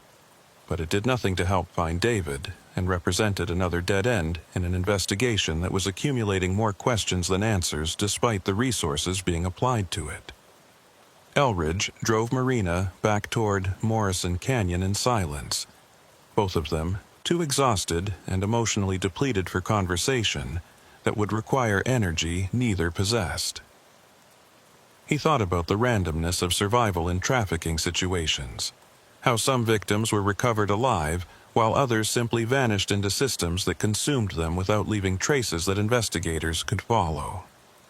He thought about the geographic scale of the network they were fighting, the hundreds of miles and countless locations where David could be held or hidden or worse, and about the limitations of law enforcement resources even when cases received priority attention and multi-agency coordination. The investigation continued for weeks, then months, generating periodic updates that Marina received through official channels and occasional direct communication from Elridge when developments seemed significant enough to warrant personal notification. Additional arrests were made as investigators traced the network's connections and financial flows, building cases that would eventually result in prosecutions for trafficking and related crimes. Properties were searched, and vehicles were seized, and digital evidence was analyzed, creating a comprehensive picture of how the operation had functioned and who had participated at various levels. But none of it led to David. The forensic analysis of evidence from the Morrison Canyon tent eventually confirmed that the blood belonged to two individuals. One matched to a trafficking victim who'd been reported missing from Texas and whose remains were discovered in a shallow grave approximately 10 miles from the canyon. The second blood source was never definitively identified, the DNA not matching any profiles in available databases, leaving open the possibility that it belonged to David or to another unknown victim whose disappearance had never been officially reported. The tent itself was traced through manufacturing codes and sales records to a camping supply store in Phoenix, but the purchase had been cash transaction without identifying information and led nowhere useful. The squatter who'd occupied the Morrison Canyon camp was never located, his identity remaining unknown despite extensive investigation and the circulation of composite sketches based on Marina's brief sighting. He'd either gone deep underground or had been eliminated by others in the network, who viewed him as a liability after law enforcement attention focused on his activities. His disappearance was itself frustrating, representing a potential source of information that might have provided crucial leads about David's fate, but who remained beyond reach despite the resources dedicated to finding him. Elridge returned to routine patrol duties eventually, the Morrison Canyon case remaining open but no longer consuming his full attention as new incidents and responsibilities demanded response. He drove the boundary roads and conducted welfare checks and responded to calls, the familiar rhythms of tribal police work providing structure that helped manage the sense of failure that came from not finding David despite everything they'd tried. He thought about the case often, running through the investigation in his mind and questioning decisions that had been made, wondering if different choices at critical moments might have led to different outcomes.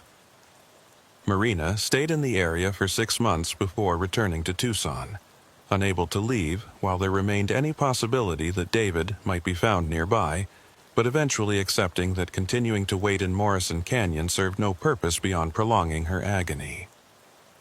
She established a foundation dedicated to finding missing children and supporting families dealing with similar traumas, transforming her grief into action that might help others even if it couldn't bring back her son. Elridge attended the foundation's launch event and saw in her eyes the permanent damage that the experience had inflicted, the way loss had changed her into someone who would never again experience joy without it being shadowed by absence.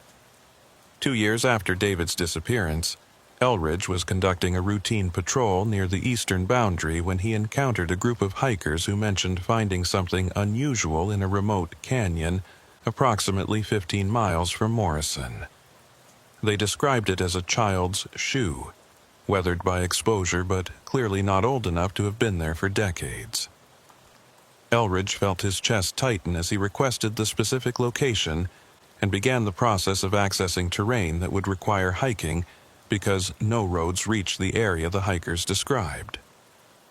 He notified Denton, who was still with the FBI but had moved to a different assignment, and together they made the journey to the location on a cold December morning when the desert air was crisp and the sky was impossibly blue. The shoe was there as described, a running shoe that matched the brand and size that David had been wearing, but was too degraded by weather to allow definitive identification without forensic analysis. It was positioned at the base of a cliff face, partially concealed by rocks in ways that suggested it might have been placed there deliberately rather than simply lost.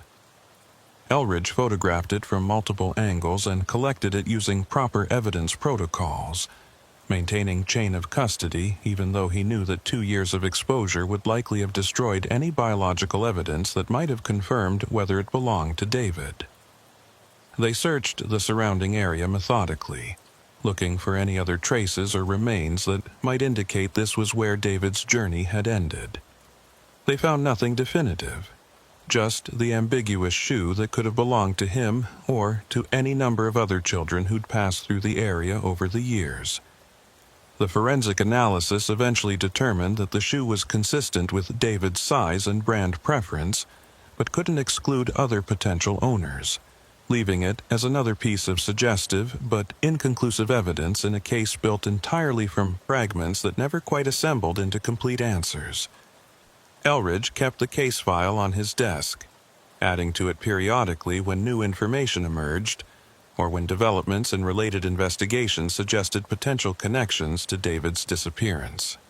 The file grew thick with documents and photographs and witness statements, a paper monument to efforts that had been extensive and thorough, but ultimately unsuccessful in achieving the goal that mattered most. He would review it sometimes during quiet moments, rereading reports and examining crime scene photos, searching for details that might have been missed or connections that weren't obvious during the initial investigation's urgency and chaos. Years later, working as a supervisor training new tribal officers, Elridge would use the Morrison Canyon case as a teaching example when discussing the complexities of boundary jurisdiction and trafficking investigations. He would walk recruits through the timeline and decisions, explaining the reasoning behind tactical choices and the coordination required when cases spanned multiple agencies and territories.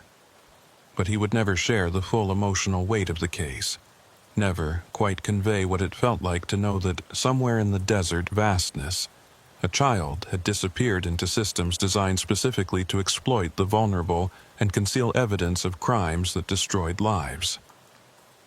He would sometimes drive past Morrison Canyon during patrols, slowing at the access road and looking toward the camping area that had returned to normal use by recreationists who probably never knew what had happened there. The abandoned campsite had been dismantled and removed, the tent and its grim evidence long since processed and stored in evidence facilities. The area looked peaceful in the way that places do when trauma has been absorbed and time has passed, showing no visible scars from events that had permanently altered everyone involved. Marina sent occasional updates about the Foundation's work, brief emails describing cases where they'd helped families or contributed to investigations that resulted in recoveries. She never mentioned David directly in these communications, as though speaking his name would give power to the loss that had defined her existence since that June evening when he'd walked away from their campsite and never returned. Elridge would read the updates and respond with appropriate acknowledgement, maintaining connection across years and distance because it felt like the only memorial he could offer to a child he'd never met, but whose absence had become a permanent weight he carried. The network that had operated through Morrison Canyon and the surrounding boundary areas was eventually dismantled through prosecutions that sent key members to federal prison for terms that would ensure most died incarcerated. The cases were cited as examples of successful multi-agency coordination, and represented victories that justified the resources invested in combating trafficking operations. But for Elridge, the success felt hollow, because the metric that mattered most, finding David and bringing him home, had never been achieved despite everything they'd done and everyone they'd arrested. He would lie awake some nights thinking about possibilities, about scenarios where David had survived somehow and was living under a different identity somewhere beyond their searching, or where he'd escaped his captors and been taken in by someone who'd never reported his presence to authorities. These thoughts were probably fantasies, wishful thinking that ignored statistical realities about trafficking victim outcomes, but they were preferable to confronting the more likely truth that David had died shortly after being taken, and that his remains were somewhere in the desert vastness waiting to be discovered by chance, or erosion, or never found at all. The boundary between the reservation and the surrounding territories remained porous and problematic. The jurisdictional gaps that had allowed the trafficking network to flourish still present despite increased coordination between agencies. New operations would emerge to replace those that were disrupted. New criminals would recognize the same opportunities that their predecessors had exploited, and the cycle would continue because the fundamental conditions that enabled trafficking, poverty and desperation, and institutional gaps persisted regardless of individual enforcement successes. Elridge understood this with the kind of clear-eyed realism that came from years of working cases where victories were temporary and problems were systemic. He'd learned not to measure success by whether evil was eliminated, but by whether individual victims were helped, and whether the constant pressure of enforcement made criminal operations marginally more difficult and less profitable. It was an unsatisfying calculus that required accepting that perfect solutions were impossible, and that doing the work meant living with failures that would never be fully reconciled or resolved. The last time he visited Morrison Canyon was 5 years after David's disappearance, during a cool spring morning when wildflowers were blooming in improbable colors across the desert landscape. He parked at the camping area and walked the trail to where the bathroom facilities stood, following the route that David had taken on that final evening. The distance seemed impossibly short, maybe 200 yards, the kind of walk that should have been safe and routine, but had somehow led to tragedy that remained incompletely understood despite thousands of investigative hours.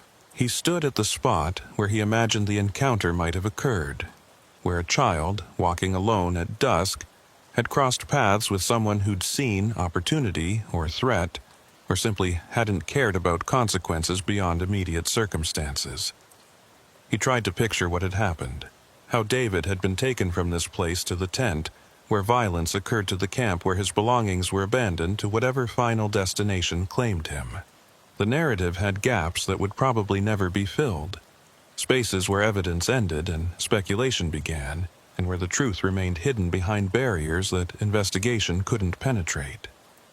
The desert wind moved through the canyon with a sound like distant voices, carrying scents of creosote and dust and the subtle perfume of flowers that bloomed briefly before heat killed them. Elridge stood in that wind and thought about all the cases that haunted officers, the ones that remained unsolved despite best efforts, the victims who were never found and families who were never given closure. Morrison Canyon had become one of those cases for him, a permanent reminder of limitations and failures and the terrible randomness of who suffered and who escaped, and who would ever know what really happened in moments when darkness consumed light. He drove away from Morrison Canyon that morning, knowing he wouldn't return, that the place held nothing but memories that served no purpose beyond causing pain. The case would remain open in official records, periodically reviewed when new information emerged, or when cold case units conducted systematic examinations of unsolved disappearances. But active investigation had long since moved to other priorities, other victims, other families waiting for answers that might or might not come depending on chance and persistence, and the occasional breakthrough that made years of futile effort suddenly worthwhile. Marina's foundation continued operating, helping families and funding investigations and maintaining public awareness about trafficking and missing children. Elridge contributed to it annually, modest donations that probably made no material difference but felt like the least he could do given that finding David had been his responsibility and he'd failed despite everything he'd tried. The guilt was irrational.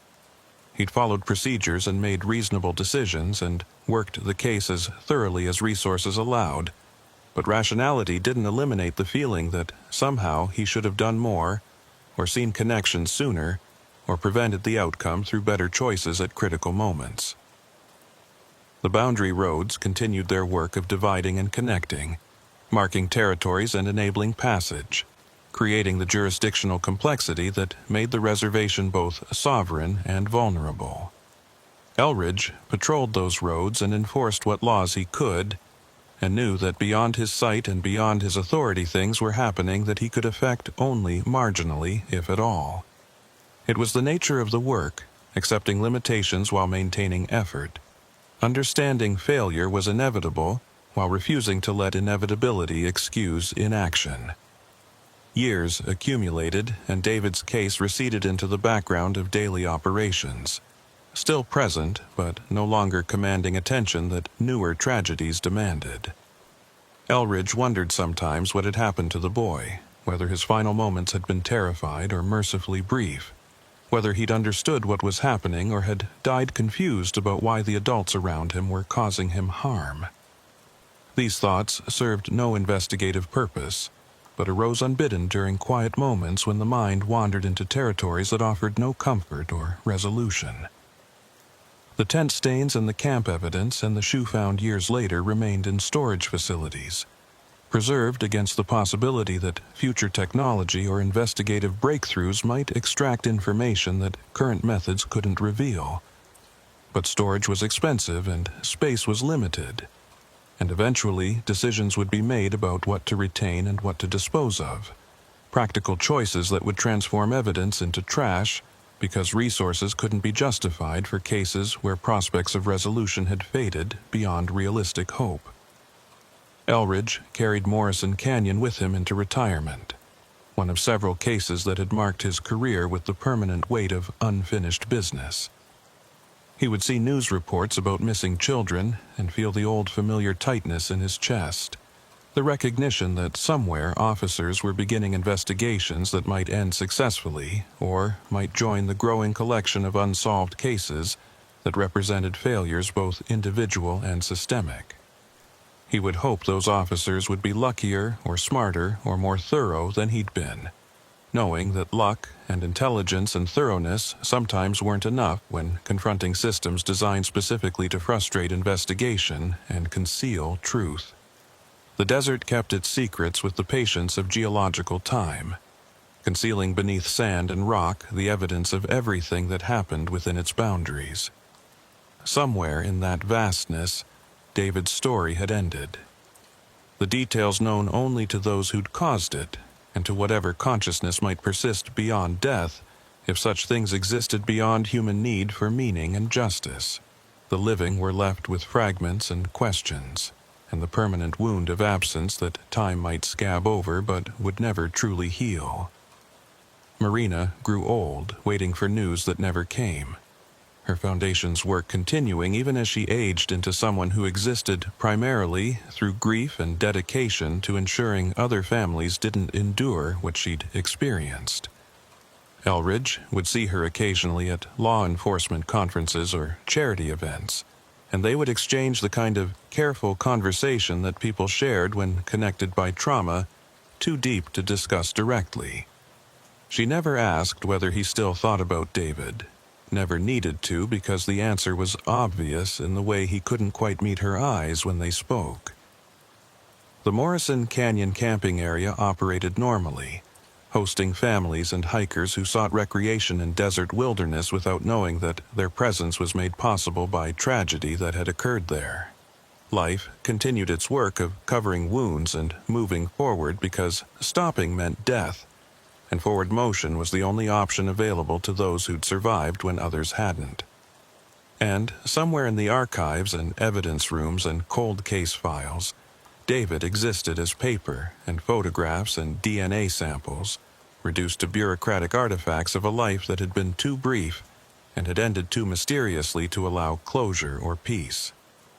Elridge knew those files would outlast him, would survive in storage long after everyone who'd worked the case was dead, permanent monuments to failure that future investigators might someday solve or might simply inherit as their own burden of unresolved questions. The boundary remained, dividing and connecting, creating the spaces where law ended and something else began. Elridge had spent his career working that boundary and had learned that the line between order and chaos was thinner and more permeable than comfortable society wanted to acknowledge. Morrison Canyon had taught him that lesson with brutal clarity, demonstrating that all the training and resources and dedication in the world sometimes couldn't prevent darkness from consuming light in moments too quick to prevent and too complete to repair. He accepted it finally, not with peace, but with the resignation that came from understanding some questions would never be answered, and some losses would never be recovered. David was gone, into systems or desert or death, and no amount of investigation would change that fundamental reality. The work continued because it had to, because giving up meant accepting that evil faced no resistance, and that victims received no advocacy, and that the boundary between civilization and chaos would shift further toward darkness if good people stopped trying to hold the line. But trying didn't guarantee success, and holding the line didn't prevent breaches. And sometimes, despite everything, a child walked away from a campsite and never returned, and all anyone could do was document the failure and carry its weight and hope that future efforts would somehow achieve what past dedication couldn't.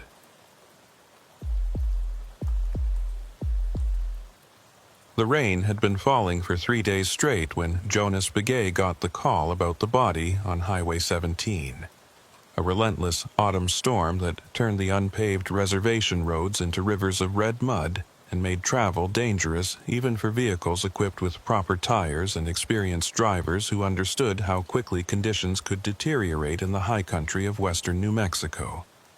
He'd been a tribal sergeant for 12 years, working out of the Rama substation that served the scattered communities along the reservation's northern boundary, and he'd learned to read weather patterns with the kind of attention that came from responding to accidents and emergencies where minutes could mean the difference between rescue and recovery.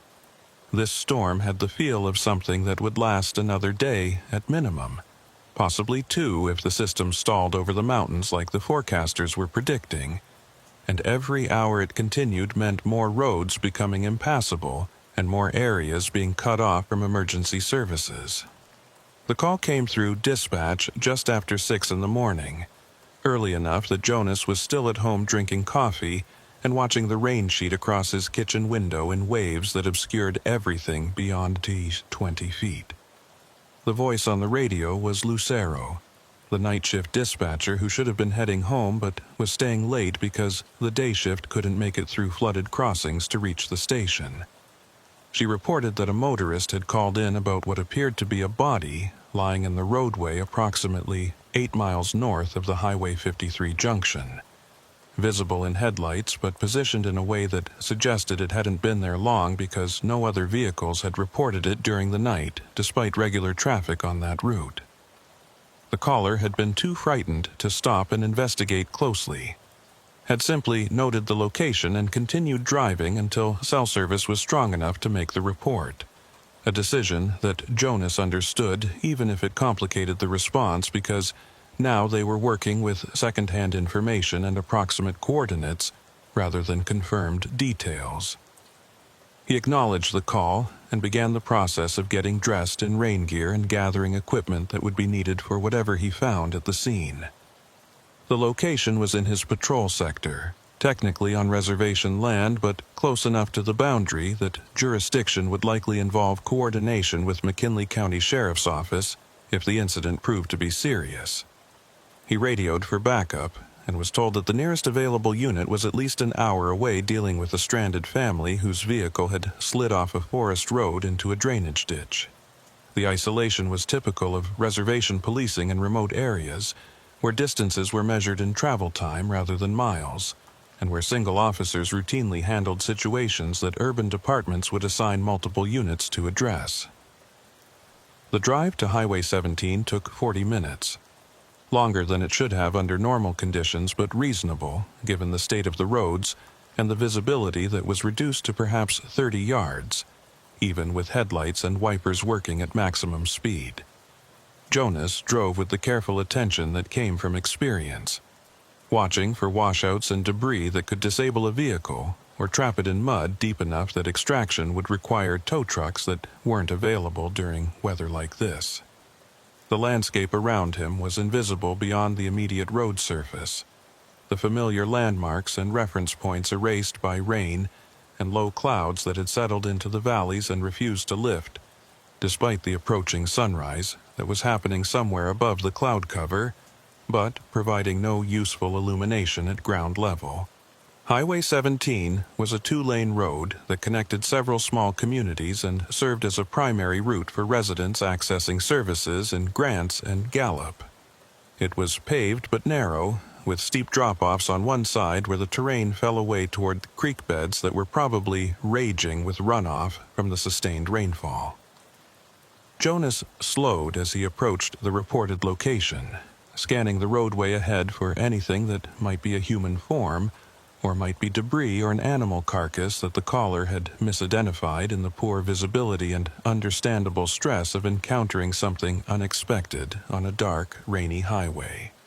He saw it perhaps 50 yards ahead, a dark shape lying partially in the southbound lane with one arm extended as though reaching for something.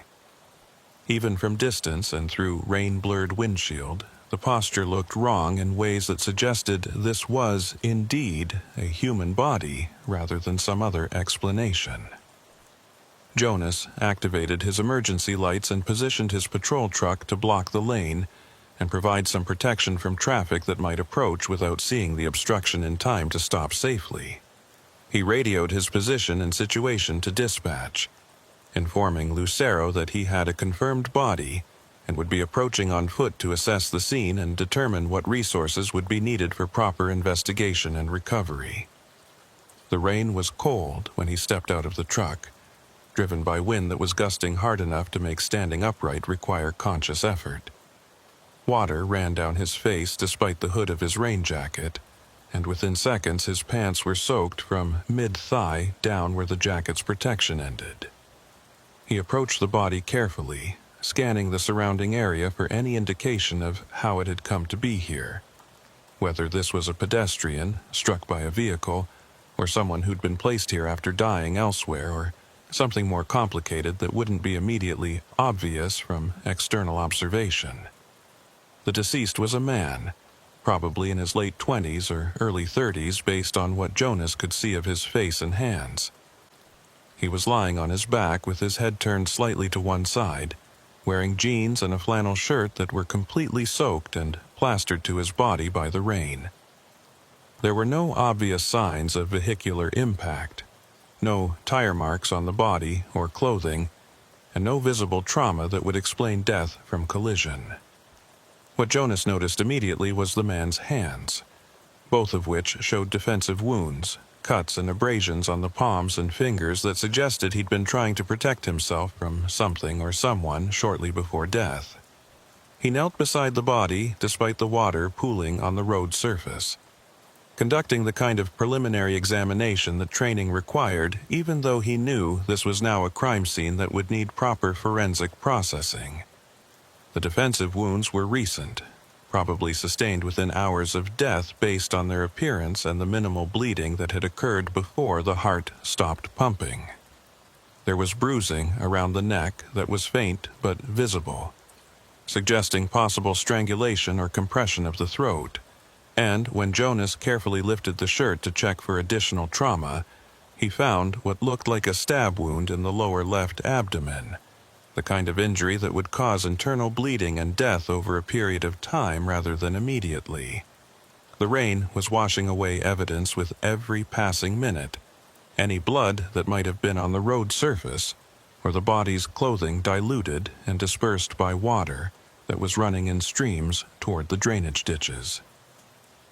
Jonas photographed what he could see using his phone, documenting the body's position and visible injuries while knowing that the images would be poor quality, given the lighting and weather conditions, but better than nothing if physical evidence continued degrading before proper crime scene technicians could arrive. He was searching the immediate area for any personal effects or weapons when he noticed tire tracks in the mud on the road's shoulder, fresh impressions that hadn't been completely erased by rain yet, and that showed a pattern suggesting a vehicle had pulled off the pavement and then returned to the road. The tracks led to a spot approximately 20 feet from where the body lay, close enough to suggest connection, but not necessarily proving that whoever had left the tracks was involved in the death. Jonas photographed the tracks and used his flashlight to follow them back along the shoulder, finding where they emerged from the road surface and noting that the vehicle appeared to have been a truck based on the width and depth of the impressions. By the time backup arrived in the form of a tribal officer named Hastian, who'd finished with the stranded family and made the drive through deteriorating conditions, Jonas had established a preliminary perimeter and gathered what information the scene could provide, given the weather's destructive effects on evidence. Together, they erected a portable shelter over the body, a tarp stretched between support poles that would at least prevent additional rain from directly striking the deceased, while they waited for the medical investigator and crime scene unit that were being dispatched from Gallup, but would take time to arrive given road conditions and distance. Hastian was a younger officer, maybe 5 years on the force, but he had good instincts and didn't need to be told what to do in situations like this. He began documenting the scene with systematic photographs, while Jonas attempted to identify the deceased through visual examination and the few personal items that were found in the man's pockets. There was a wallet containing approximately $40 in cash and a tribal identification card that listed the name as Marcus Tohani, age 28, with an address in Fence Lake, which was a small community about 15 miles east of their current location.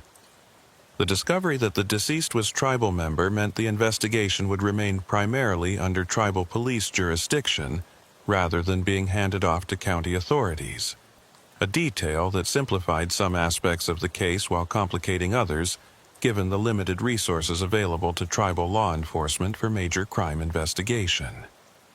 Jonas had seen the name Tohani before. It was a family that had deep roots in the area and was known to him through various official and community contacts over the years. He tried to place Marcus specifically but couldn't immediately recall encounters that would have brought them into contact, though that wasn't unusual given that the reservation population was large enough that a sergeant couldn't know everyone personally. What troubled him more than the identification itself was the defensive wounds and the apparent violence that had preceded death, suggesting this wasn't a random incident or accident, but deliberate harm committed by someone who'd had close physical contact with Marcus in the period before he died. The medical investigator arrived around 9 o'clock, driving a county vehicle through conditions that were worsening as the storm intensified rather than breaking up as forecasters had hoped. She was a contract specialist who worked for several agencies across the region, experienced in death investigation but not specifically trained in homicide work, and her preliminary assessment confirmed what Jonas had already suspected. Marcus had died from blood loss caused by the abdominal wound, probably within 1 to 3 hours of being stabbed based on the limited bleeding at the wound site and the body's condition. The defensive wounds suggested struggle, and the neck bruising indicated someone had attempted to restrain him by gripping his throat, though whether that had contributed to death or had simply been part of the assault that preceded the fatal stabbing couldn't be determined without autopsy. The body was photographed extensively before being moved, documented from every angle that might preserve information about positioning and injury patterns, then carefully lifted onto a transport gurney and secured under waterproof covering for the journey to the medical examiner's facility in Albuquerque where autopsy would be conducted. Jonas watched the transport vehicle depart and felt the familiar weight of responsibility settling over him, the understanding that what happened next would depend largely on the quality of investigation he conducted over the coming hours and days. Homicides on the reservation were relatively rare compared to other crimes, but when they occurred, they demanded the same thoroughness and procedural care that urban departments brought to similar cases, even though the resources and specialized expertise available were a fraction of what larger agencies could deploy. He stood in the rain after the body was gone and considered what he knew and what remained unknown. Marcus Tohaney had died violently on a remote highway during a storm that had kept most people indoors and off the roads, killed by someone who'd been close enough to stab him and who'd struggled with him before delivering the fatal wound. The location suggested the death hadn't occurred here, or, if it had, there should have been more blood visible despite the rain's cleaning effects, which meant Marcus had probably been dumped after dying elsewhere. The tire tracks suggested a vehicle had stopped briefly to dispose of the body, and the timing suggested this had happened during the night when traffic was minimal and the likelihood of witnesses was low. What Jonas couldn't yet determine was why Marcus had been killed and who had reason to want him dead.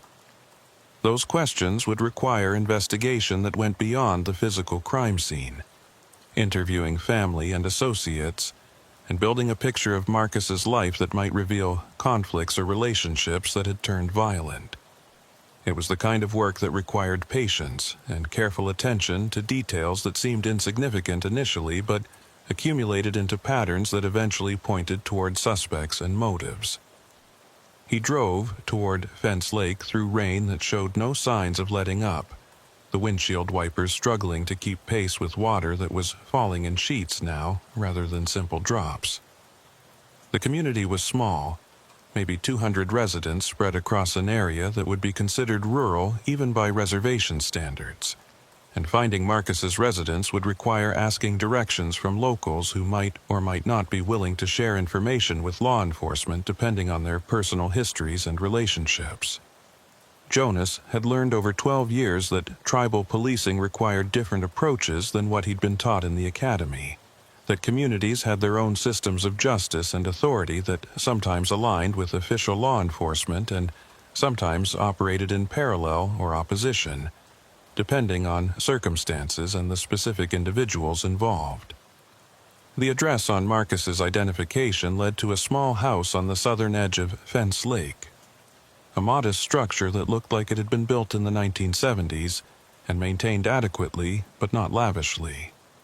There were 2 vehicles in the yard, both older model trucks that appeared functional, and lights were visible through windows despite the early hours suggesting someone was awake inside. Jonas parked and sat for a moment preparing himself for the notification he was about to deliver, the conversation that would transform someone's ordinary morning into the worst day of their life, and would start them on a journey of grief and loss that would never fully end, regardless of whether the investigation eventually brought justice or closure. The woman who answered the door was in her early 30s, wearing a bathrobe over pajamas and holding a coffee mug that she'd probably been drinking from when Jonas knocked. Her expression shifted from curiosity to concern the moment she saw his uniform and the patrol truck parked in her yard, the universal recognition that police presence at dawn rarely brought good news. Jonas introduced himself and asked if she was related to Marcus Tohaney, watching her face carefully for reactions that might tell him things beyond what her words would reveal. She identified herself as Eveline Tohaney, Marcus's sister, and confirmed that this was his residence, though he'd been staying with friends in Grants for the past week and wasn't currently home. Jonas asked if they could speak inside, a request that Eveline granted with visible reluctance, stepping back from the doorway and gesturing him into a living room that was modestly furnished but clean and organized in ways that suggested someone who took pride in their home despite limited resources. He waited until they were both seated before delivering the notification. using the direct language that training recommended because euphemisms only prolonged the agony and created confusion that made processing the information more difficult. He told her that Marcus had been found deceased on Highway 17 earlier that morning, that the circumstances suggested homicide, and that he was beginning an investigation that would require her cooperation and any information she could provide about Marcus's recent activities and associations. Eveline's reaction was not what Jonas expected. Instead of the immediate grief or shock that usually accompanied death notifications, her face went through a sequence of expressions that included something that looked almost like resignation, as though this news was terrible but not entirely surprising. She set down her coffee mug with careful deliberation and asked how Marcus had died, whether it had been quick, whether he'd suffered. Jonas gave her the minimal details that he could share without compromising the investigation, explaining that Marcus had sustained injuries consistent with physical assault and that death had probably occurred within a few hours of those injuries being inflicted. He didn't mention the specific nature of the wounds or the defensive injuries because those details weren't necessary for Eveline's understanding and might become important later if the investigation revealed she had information relevant to identifying the killer. She absorbed this information in silence for perhaps 30 seconds, staring at her hands which were clasped tightly in her lap. And when she spoke again, her voice had the flat quality of someone forcing themselves to remain functional despite emotional trauma. She said that Marcus had been having problems with someone, that there'd been threats and escalating tensions over the past few months, and that she'd warned him to stay away from Fence Lake until things settled down, but he'd refused to listen because he believed running from conflict only made it worse. The information immediately shifted the investigation's direction, transforming this from a case where motive and suspects would need to be developed through extensive background work into one where there were already known conflicts that warranted immediate investigation. Jonas asked who had been threatening Marcus, what the conflict was about, and whether Eveline knew of any specific incidents that had occurred recently. Her answer revealed layers of complexity that made Jonas realize this case was going to involve navigating family politics and historical grievances that extended beyond simple criminal investigation. The person Marcus had been in conflict with was his cousin, a man named Raymond Tohaney, who lived about 3 miles outside Fence Lake and who'd been involved in a property dispute with Marcus that had started as a disagreement about inherited land and had escalated into something more personal and violent over the past year.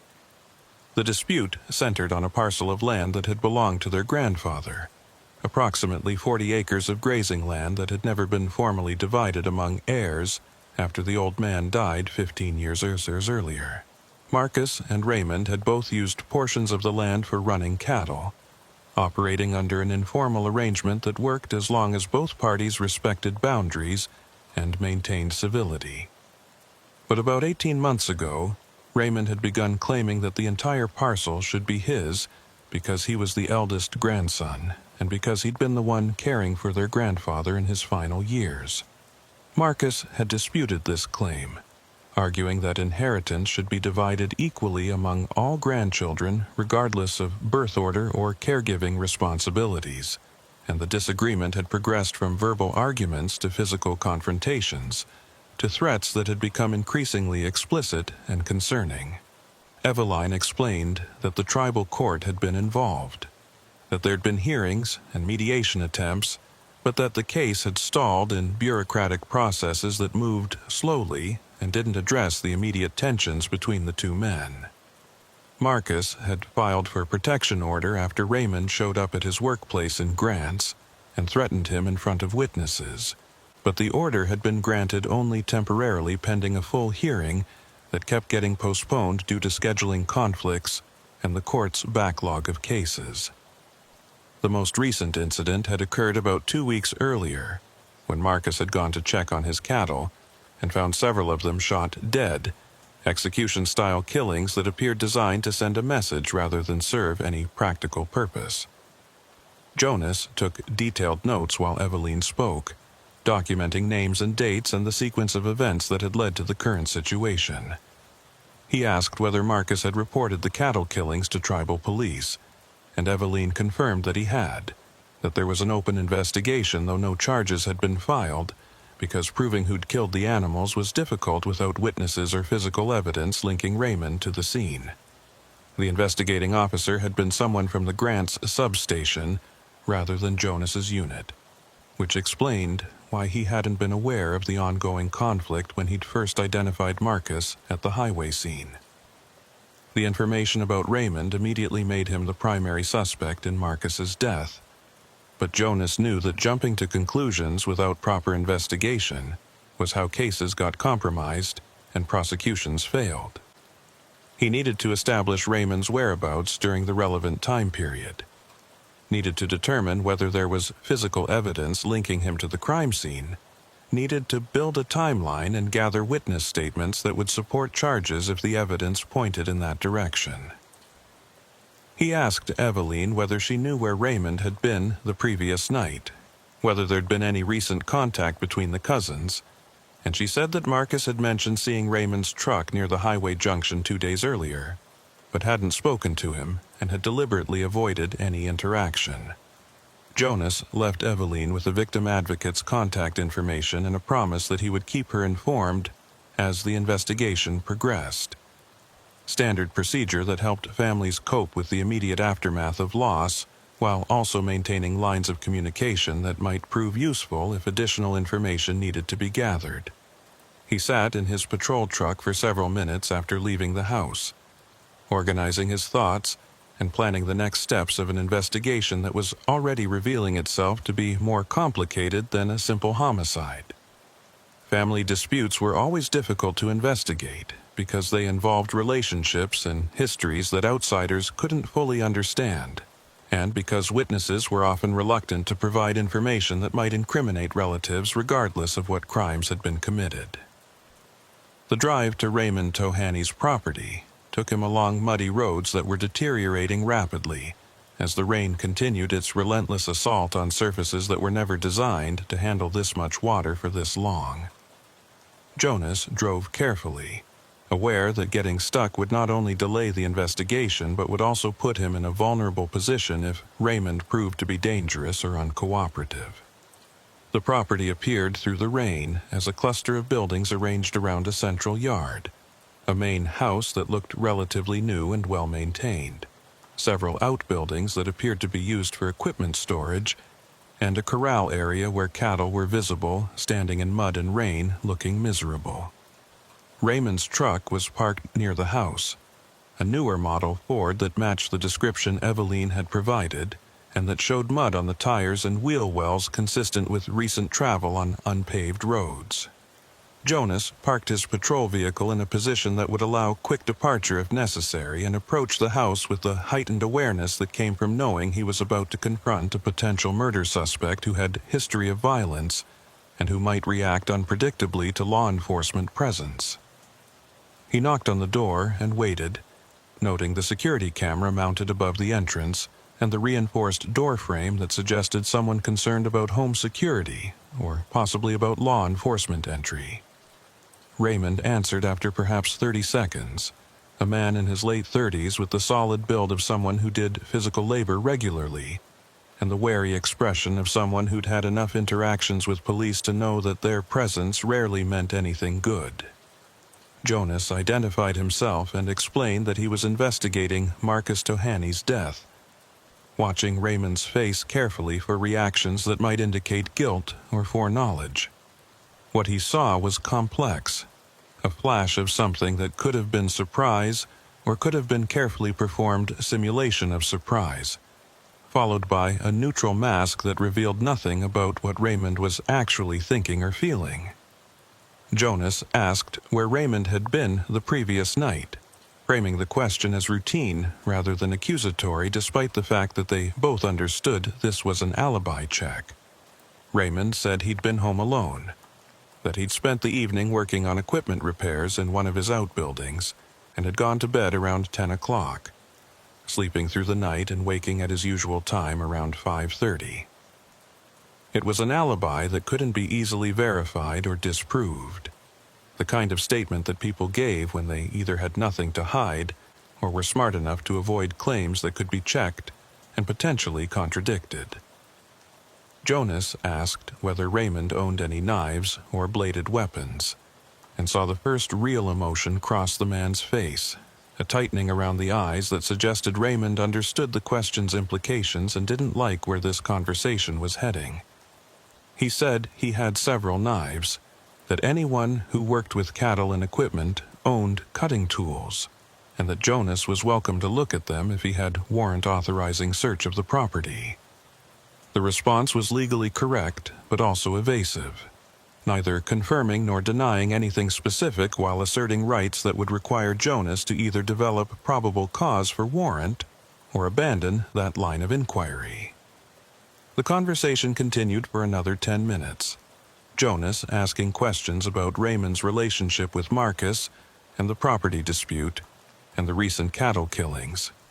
Raymond providing answers that were minimally responsive and carefully worded to avoid admissions that could be used against him. It was clear that Raymond either had legal advice or natural understanding of how to interact with law enforcement without incriminating himself, and Jonas knew that getting useful information from this interview was unlikely without leverage that he didn't currently possess. He concluded the conversation by informing Raymond that the investigation was ongoing and that there would likely be additional questions, then left with the distinct impression that he'd just spoken to someone who knew more than he was saying, but who wasn't going to make the mistake of revealing it without being compelled. The tribal police station in Rama was a small facility that served primarily as administrative office and dispatch center rather than full-service law enforcement complex. Jonas arrived there around noon, having spent the morning conducting interviews and gathering initial information, and immediately began the process of coordinating with other agencies and resources that would be needed for thorough homicide investigation. He contacted the tribal prosecutor's office to brief them on the case and discuss what would be required for arrest warrant if evidence developed pointing definitively toward Raymond or another suspect. He reached out to the FBI's Violent Crimes Unit that had jurisdiction over major felonies on tribal land, knowing that federal involvement might eventually be necessary if the case went to trial, and that establishing early coordination would make that transition smoother. The medical examiner's preliminary report arrived via email around 2 in the afternoon, confirming the initial assessment that Marcus had died from blood loss caused by the abdominal wound and providing additional details about the nature and severity of his injuries. The stab wound had been inflicted with a blade approximately 4 to 6 inches long, driven upward into the abdomen with enough force to penetrate deep into the peritoneal cavity and sever blood vessels that caused rapid internal bleeding. The defensive wounds on Marcus's hands were consistent with attempting to grab or deflect a knife during an assault, and the bruising on his neck was determined to have occurred peri-mortem, meaning Marcus had been alive when someone gripped his throat hard enough to leave those marks. What Jonas found most significant in the report was the estimated time of death, which the medical examiner placed between midnight and 3 in the morning based on body temperature and rigor mortis progression accounting for the cold, rainy conditions that would have affected decomposition rates. The timeline meant that whoever killed Marcus had done so during the deepest part of night, when most people were asleep and when activity on remote highways would be minimal. It also meant that the body had probably been transported to the disposal site relatively soon after death, within an hour or 2 at most, suggesting the killer either lived nearby or had reasons for wanting to create distance from the actual murder location quickly. Jonas spent the afternoon pulling records related to the property dispute between Marcus and Raymond, reviewing court filings and mediation notes and incident reports that documented the escalating conflict. The picture that emerged was of 2 men who'd started with a disagreement about inherited land and had allowed that disagreement to consume their relationship and poison their interactions until violence became almost inevitable. There were multiple reports of verbal altercations, several instances where witnesses had intervened to prevent physical fights, and the restraining order request that documented Raymond's explicit threats to harm Marcus if he didn't abandon his claim to the disputed property. But documentation of conflict wasn't proof of murder, and Jonas knew that prosecuting Raymond would require more than establishing motive and opportunity. He needed physical evidence, witness testimony, or ideally both that could place Raymond at the crime scene or link him definitively to Marcus's death. The tire tracks at the disposal site were promising but not conclusive. They'd need to be compared against Raymond's truck, and even then would only prove that a similar vehicle had been at the location, not that Raymond had been driving it. The knife wound patterns would need to be matched against any weapons seized from Raymond's property, and that would require warrant based on probable cause that Jonas didn't yet have sufficient evidence to establish. Around 4 o'clock, Jonas received a call from an elder named Thomas Lomahaftewa, who lived in the Fence Lake area, and who'd heard about Marcus's death through the community network that spread information faster than any official channels. Thomas asked if Jonas could come speak with him about something he'd witnessed the previous night, something that might be relevant to the investigation. Jonas agreed immediately and drove back to Fence Lake through rain that had finally begun to ease. The storm breaking up as the weather system moved east and left behind clouds that were thinning enough to allow occasional glimpses of sky. Tomas's home was a traditional dwelling that had been expanded and modernized over the years, but retained the basic structure and orientation that reflected cultural values about how living spaces should be arranged. The elder was in his 70s, a man whose face showed the weathering of decades spent outdoors but whose eyes were sharp and alert with intelligence that age hadn't diminished. He invited Jonas inside and offered coffee that Jonas accepted both because he wanted it and because refusing hospitality would have been culturally inappropriate in ways that could affect the elder's willingness to share information. They sat in Thomas's living room surrounded by family photographs and traditional crafts, and the elder explained what he'd seen the previous night. He'd been unable to sleep due to the storm, a common problem as he aged, and found that weather affected his rest patterns. And he'd been sitting by his window around 1 in the morning when he saw headlights on the road that passed near his property. The road wasn't heavily traveled under normal circumstances, and certainly not during storms in the middle of night, so the vehicle had caught his attention, and he'd watched as it passed slowly heading toward the highway junction. What made the sighting significant was that Thomas recognized the truck as belonging to Raymond Tohani, distinctive because of a dent in the front fender that Raymond had never bothered to repair, and because of the particular sound the engine made that Thomas had heard often enough to identify. The truck had been moving slowly, as though the driver was being careful about road conditions, or didn't want to attract attention, and it had been heading in the direction that would take it toward Highway 17, where Marcus's body was eventually found. Thomas couldn't say definitively whether Raymond had been driving the truck or whether there'd been anyone else in the vehicle, but the timing and direction were consistent with someone who'd just committed murder and was disposing of evidence. Jonas took detailed notes and asked whether Tomas would be willing to provide a formal statement and potentially testify if the case went to trial. The elder considered this carefully before agreeing, explaining that he understood testifying against a family member, even a distant cousin, would create tensions within the community, but that he believed justice was more important than maintaining false peace. The statement wouldn't be sufficient on its own to establish probable cause for arrest warrant, but combined with other evidence, it significantly strengthened the case against Raymond and provided timeline information that would help prosecutors establish opportunity. Jonas spent the evening coordinating with the tribal prosecutor and drafting the warrant application that would allow him to search Raymond's property and vehicle for evidence connecting him to Marcus's death. The process was meticulous and time-consuming, requiring him to document every piece of evidence and witness statement in language that would satisfy a judge's scrutiny, while also being specific enough to define the scope of what could be legally searched and seized. Tomas's eyewitness identification of Raymond's truck traveling toward Highway 17 around the time of death combined with the documented history of threats and violence between the cousins and the physical evidence from the crime scene, created a foundation of probable cause that the prosecutor believed would support the warrant request. The judge who reviewed the application was a tribal court official who'd seen enough violence cases to understand the urgency, while also being careful about protecting constitutional rights that applied on reservation land just as strictly as anywhere else.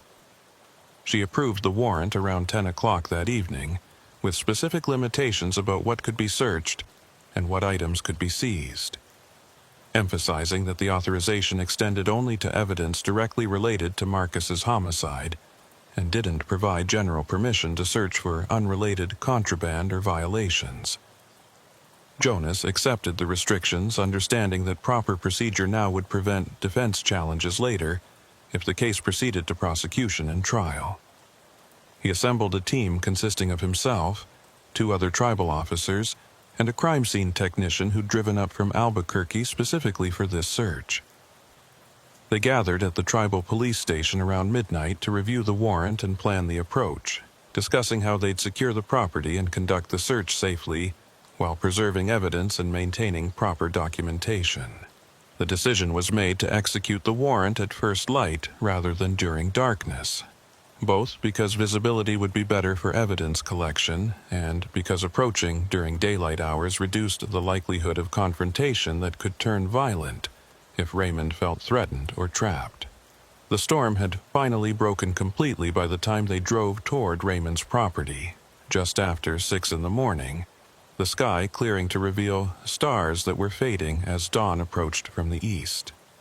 The air was cold and sharp after the days of rain, probably in the low 40s, and the roads were beginning to dry, though mud still made travel treacherous in places where drainage was poor. Jonas led the convoy with his emergency lights off to avoid alerting Raymond before they were in position, maintaining radio silence except for brief transmissions confirming that all vehicles were maintaining formation and that no one had encountered problems navigating the difficult roads. They arrived at Raymond's property as the first gray light was beginning to define the horizon, parking in positions that blocked the main access road and prevented any vehicles from leaving without going through areas where they'd be immediately intercepted. Jonas approached the house with 2 officers flanking him while the crime scene technician remained at the vehicles preparing equipment that would be needed once the initial entry was secured. He knocked on the door with the firm authority that warrant service required, announcing his identity and purpose in a voice loud enough to be heard throughout the house but not so aggressive that it would sound like a threat designed to provoke confrontation. Raymond opened the door after perhaps 20 seconds, dressed in jeans and a t-shirt that suggested he'd either been awake already or had dressed quickly after hearing the knocking. His expression when he saw Jonas and the other officers and understood what was happening cycled through surprise and anger before settling into a carefully controlled neutrality that suggested he'd decided cooperation was preferable to resistance, at least until he understood the full scope of what they were doing. Jonas presented the warrant and explained that they would be searching the property and vehicle for evidence related to Marcus Tohany's homicide, giving Raymond the option to remain present during the search or to wait in a designated area under officer supervision. Raymond chose to remain present, following the team as they began the systematic process of documenting and searching the house interior. The search focused initially on areas where weapons might be stored, checking closets and drawers and cabinets for knives or other bladed instruments that could have been used to inflict Marcus's fatal wound. They found several knives in the kitchen, standard culinary tools that showed no obvious signs of having been used as weapons or recently cleaned to remove blood evidence. In Raymond's bedroom, they discovered a hunting knife with a 6-inch blade locked in a drawer, properly stored and showing no visible blood or tissue but packaged for evidence collection because its dimensions matched the medical examiner's description of the wound characteristics. The bathroom yielded something more significant: a set of clothing wadded into a plastic bag and shoved beneath the sink behind cleaning supplies in a way that suggested concealment rather than normal storage. The clothing consisted of jeans and a flannel shirt, both showing dark stains that could have been blood or could have been any number of other substances, but which field testing with presumptive reagents indicated were likely biological in origin.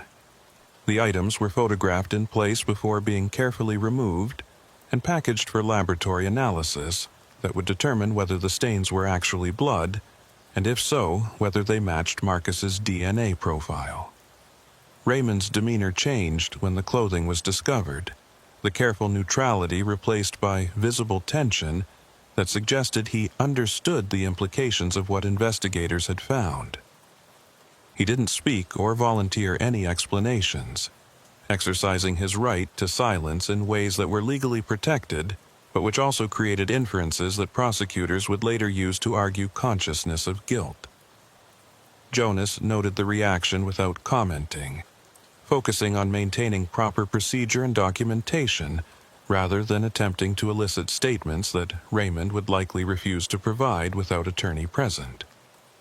The vehicle search proved equally productive, revealing trace evidence in the truck bed that appeared consistent with someone or something having been transported recently despite efforts to clean the surface. The crime scene technician used specialized lighting to reveal blood spatter patterns that weren't visible to normal observation, finding traces on the truck bed liner and on the interior of the tailgate that suggested bleeding had occurred while the vehicle was stationary or moving slowly. Samples were collected for DNA analysis, and the truck's tires were photographed and measured for comparison against the tracks found at the Highway 17 disposal site. What Jonas found most damning was a small section of fabric caught on a bolt head protruding from the truck bed floor, a piece of material that appeared to match the flannel shirt Marcus had been wearing when his body was found. The fabric showed blood staining and tearing consistent with having been snagged during movement or struggle, and its position suggested that Marcus had been placed in the truck bed at some point during the sequence of events that led to his death. The discovery transformed the evidence from circumstantial to physical, providing a direct link between Raymond's vehicle and the victim that would be extremely difficult to explain away through innocent means. The search of the outbuildings revealed additional items of interest, including cleaning supplies that appeared to have been used recently and discarded in ways that suggested someone trying to eliminate evidence rather than conducting routine maintenance.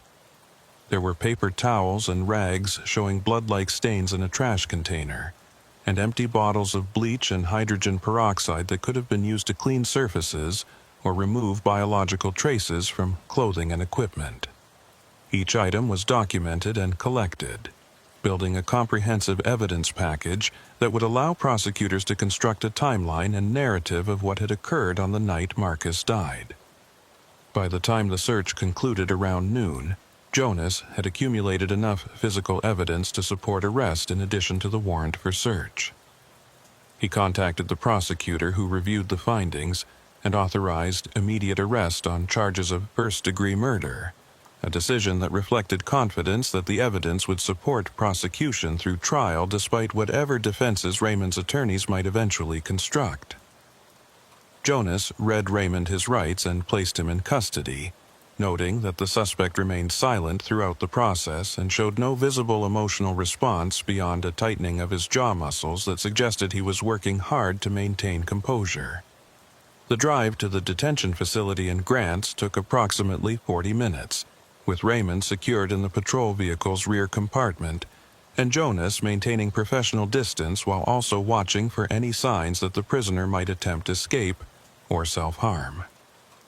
They rode in silence broken only by the radio traffic of routine police operations, and Jonas found himself thinking about the family dynamics that had led to this moment, wondering whether the property dispute that had triggered the escalating violence had been worth the price that both Marcus and Raymond would pay for their inability to resolve conflict through means other than confrontation. Eveline was notified of the arrest later that afternoon, and her reaction was a complex mixture of relief that someone was being held accountable for Marcus's death and grief that the person responsible was family member whose own life would now be consumed by criminal prosecution and likely decades of imprisonment. She asked Jonas whether he was certain Raymond had killed Marcus, whether there was any possibility of mistake or misidentification, and he explained the evidence in general terms while respecting the limitations on what he could disclose during ongoing investigation. She accepted his assurance that the case was solid, while clearly struggling with the emotional reality that justice for one family member meant destruction for another. The investigation continued for several weeks, as laboratory results confirmed field findings, and as prosecutors built the comprehensive case that would be presented at trial. The DNA analysis of the blood found on Raymond's clothing and in his truck matched Marcus's genetic profile with statistical certainty that made alternative explanations effectively impossible. The knife seized from Raymond's bedroom showed microscopic traces of blood in the handle seam that had survived cleaning attempts, and that blood also matched Marcus despite the weapon having been wiped down in ways that removed visible evidence. The fabric caught in the truck bed was positively identified as coming from Marcus's shirt, with fiber analysis showing characteristics that were distinctive enough to exclude other potential sources. What emerged from the evidence and from subsequent investigation was a timeline that reconstructed the final hours of Marcus's life with reasonable accuracy, despite the absence of living witnesses willing to testify about what they'd seen. The prosecution's theory, supported by physical evidence and circumstantial factors, was that Raymond had confronted Marcus somewhere near the disputed property late on the night of the killing, that an argument had escalated into physical violence during which Raymond had stabbed Marcus with the hunting knife, and that after Marcus had collapsed from blood loss, Raymond had transported him in the truck bed to Highway 17, where he'd dumped the body in a location calculated to create distance from the actual crime scene. The motive was the property dispute that had consumed both men for months. But the prosecution argued that the immediate trigger had been Marcus's stated intention to file additional legal claims that would have challenged Raymond's use of the land and potentially resulted in partition sale that would benefit neither cousin, but would at least prevent Raymond from claiming exclusive control. Raymond had apparently decided that eliminating Marcus was preferable to continuing the legal battle, a calculation that reflected either rage or cold pragmatism or some combination of both that had led him to commit murder rather than accept outcomes he couldn't control through legitimate means. Raymond maintained his innocence through arraignment and preliminary hearings, his attorney arguing that the evidence was circumstantial and that alternative explanations existed for every physical finding that prosecutors presented. The defense theory was that someone else had killed Marcus and had deliberately planted evidence to frame Raymond, exploiting the known conflict between the cousins to create a convenient suspect who had motive and opportunity.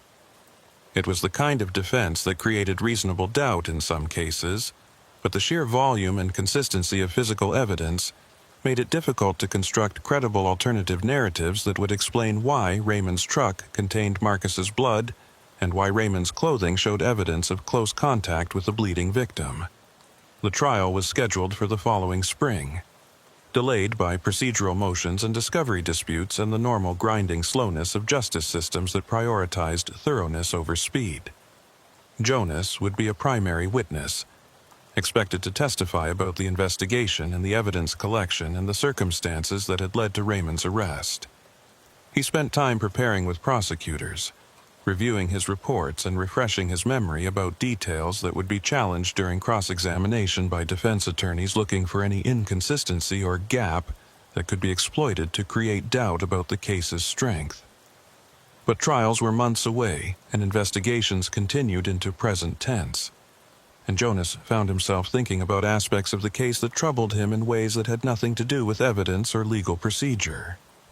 The family dynamics that had allowed a property dispute to escalate into lethal violence.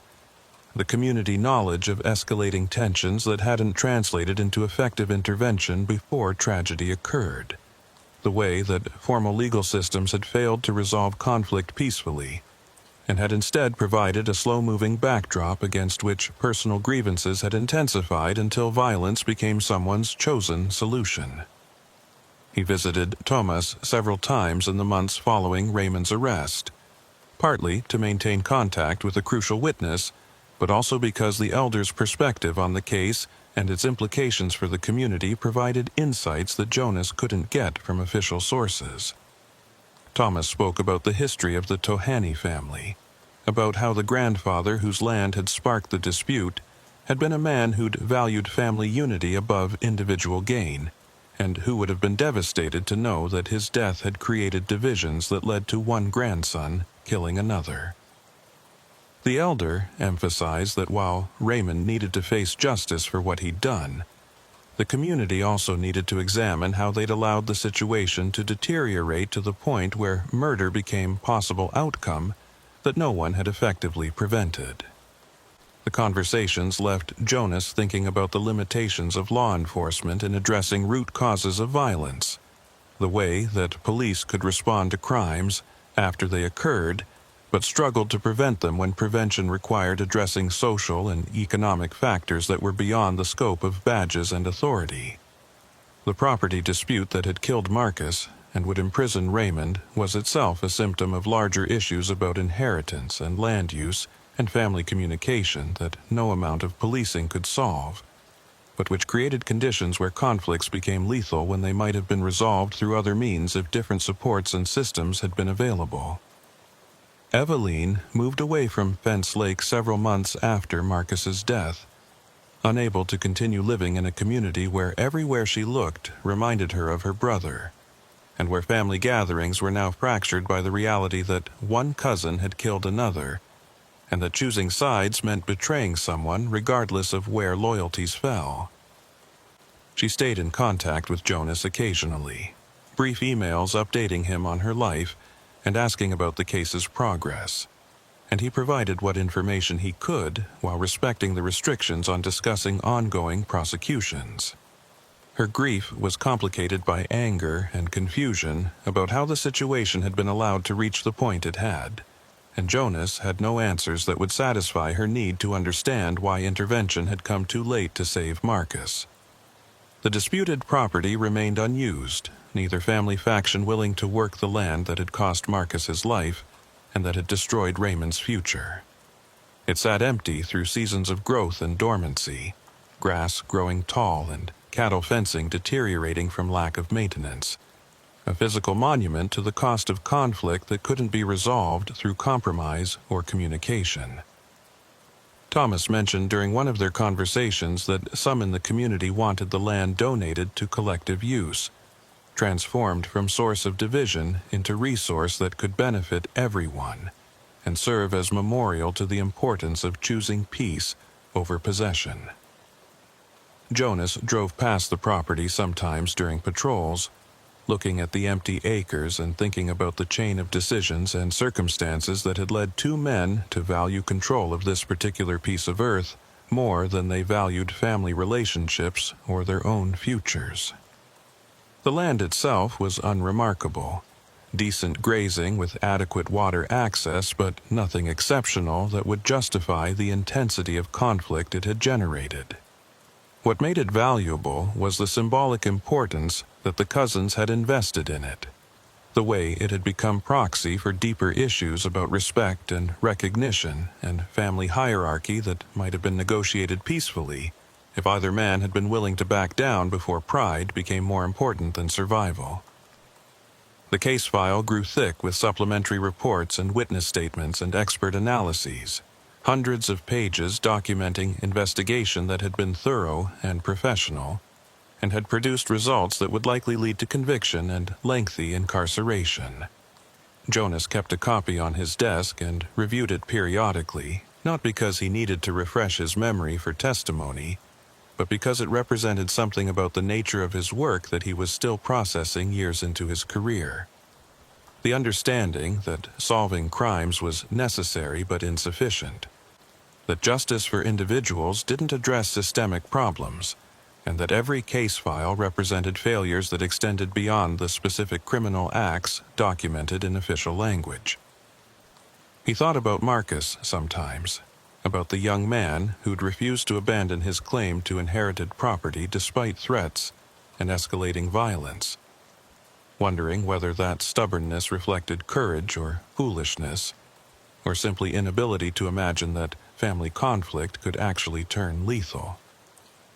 He thought about Raymond sitting in detention awaiting trial, maintaining innocence despite evidence that seemed overwhelming, wondering whether the denial reflected genuine belief in alternative explanations, or calculated legal strategy, or psychological inability to accept responsibility for having killed someone he'd grown up knowing as family.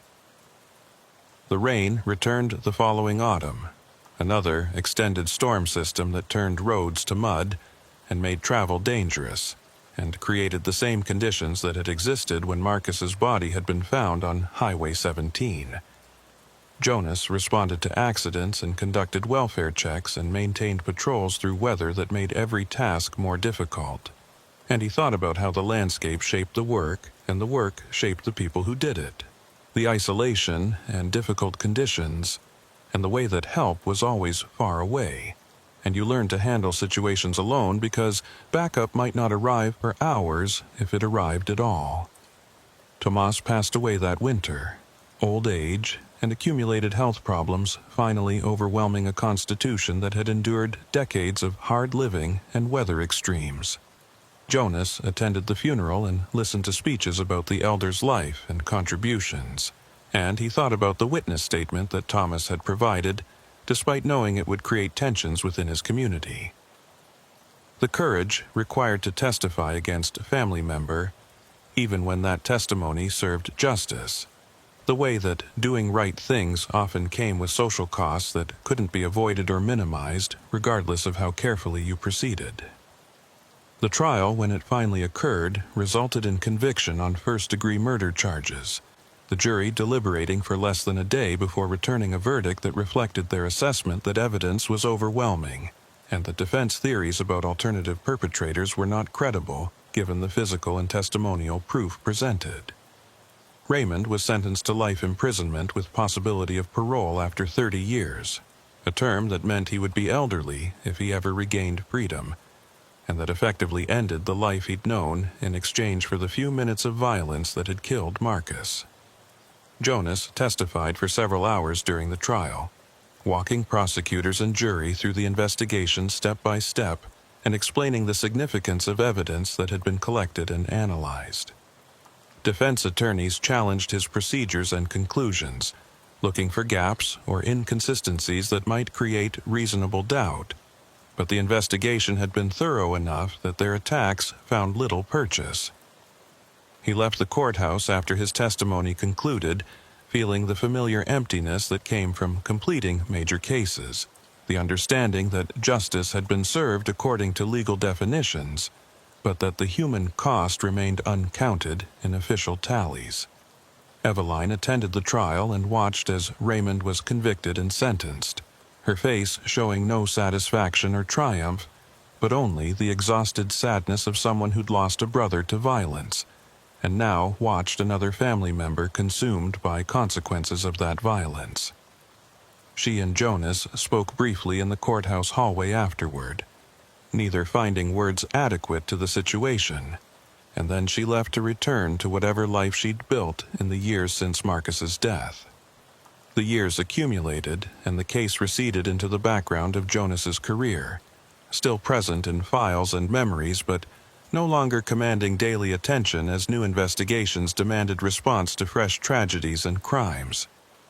He remained in the Rama substation, working patrols and investigations and gradually taking on supervisory responsibilities as younger officers joined the force and needed training in how to work the boundary areas, where jurisdiction was complicated and backup was distant, and you learned to trust your instincts because procedure manuals couldn't cover every situation that arose in practice. He drove the roads where Marcus had died and where Raymond had been arrested, and the landscape showed no scars from events that had permanently altered multiple lives. The property that had sparked the conflict remained unused, gradually returning to wild state as vegetation reclaimed areas that had been cleared for grazing, and as structures deteriorated from lack of maintenance. Some in the community spoke about it being cursed, avoided the area in ways that reflected traditional beliefs about places where violence had occurred, while others dismissed such thinking as superstition and saw only empty land that would eventually find new use once enough time had passed. Jonas understood both perspectives and held both in his mind simultaneously. The rational, law enforcement view that treated the property as physical location where crime had occurred and nothing more, and the cultural understanding that places absorbed the events that happened within them and carried those memories in ways that affected people who encountered them afterward. He'd learned during his years on the force that multiple truths could coexist, that the world was more complex than academy training suggested, and that being effective required respecting perspectives that didn't align with official procedures or scientific materialism.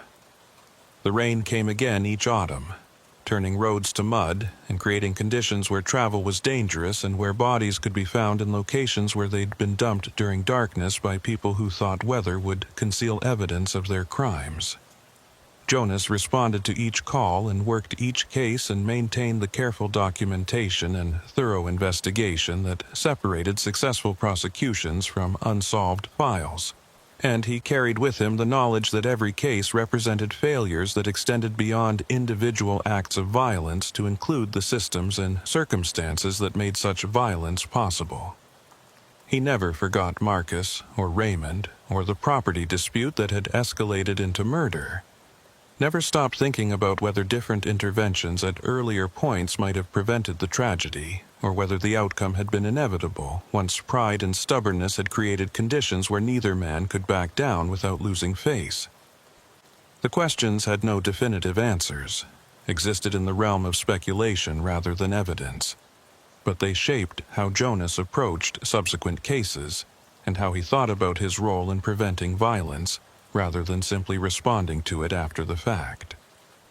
The boundary roads continued their work of dividing and connecting, and Jonas patrolled them, knowing that beyond his sight and beyond his authority, things were happening that he could affect only marginally, if at all, and that the work required accepting limitations while maintaining effort, understanding that failure was inevitable, while refusing to let inevitability excuse inaction or indifference to the suffering that crimes created in communities that were already struggling with challenges that law enforcement alone could never adequately address.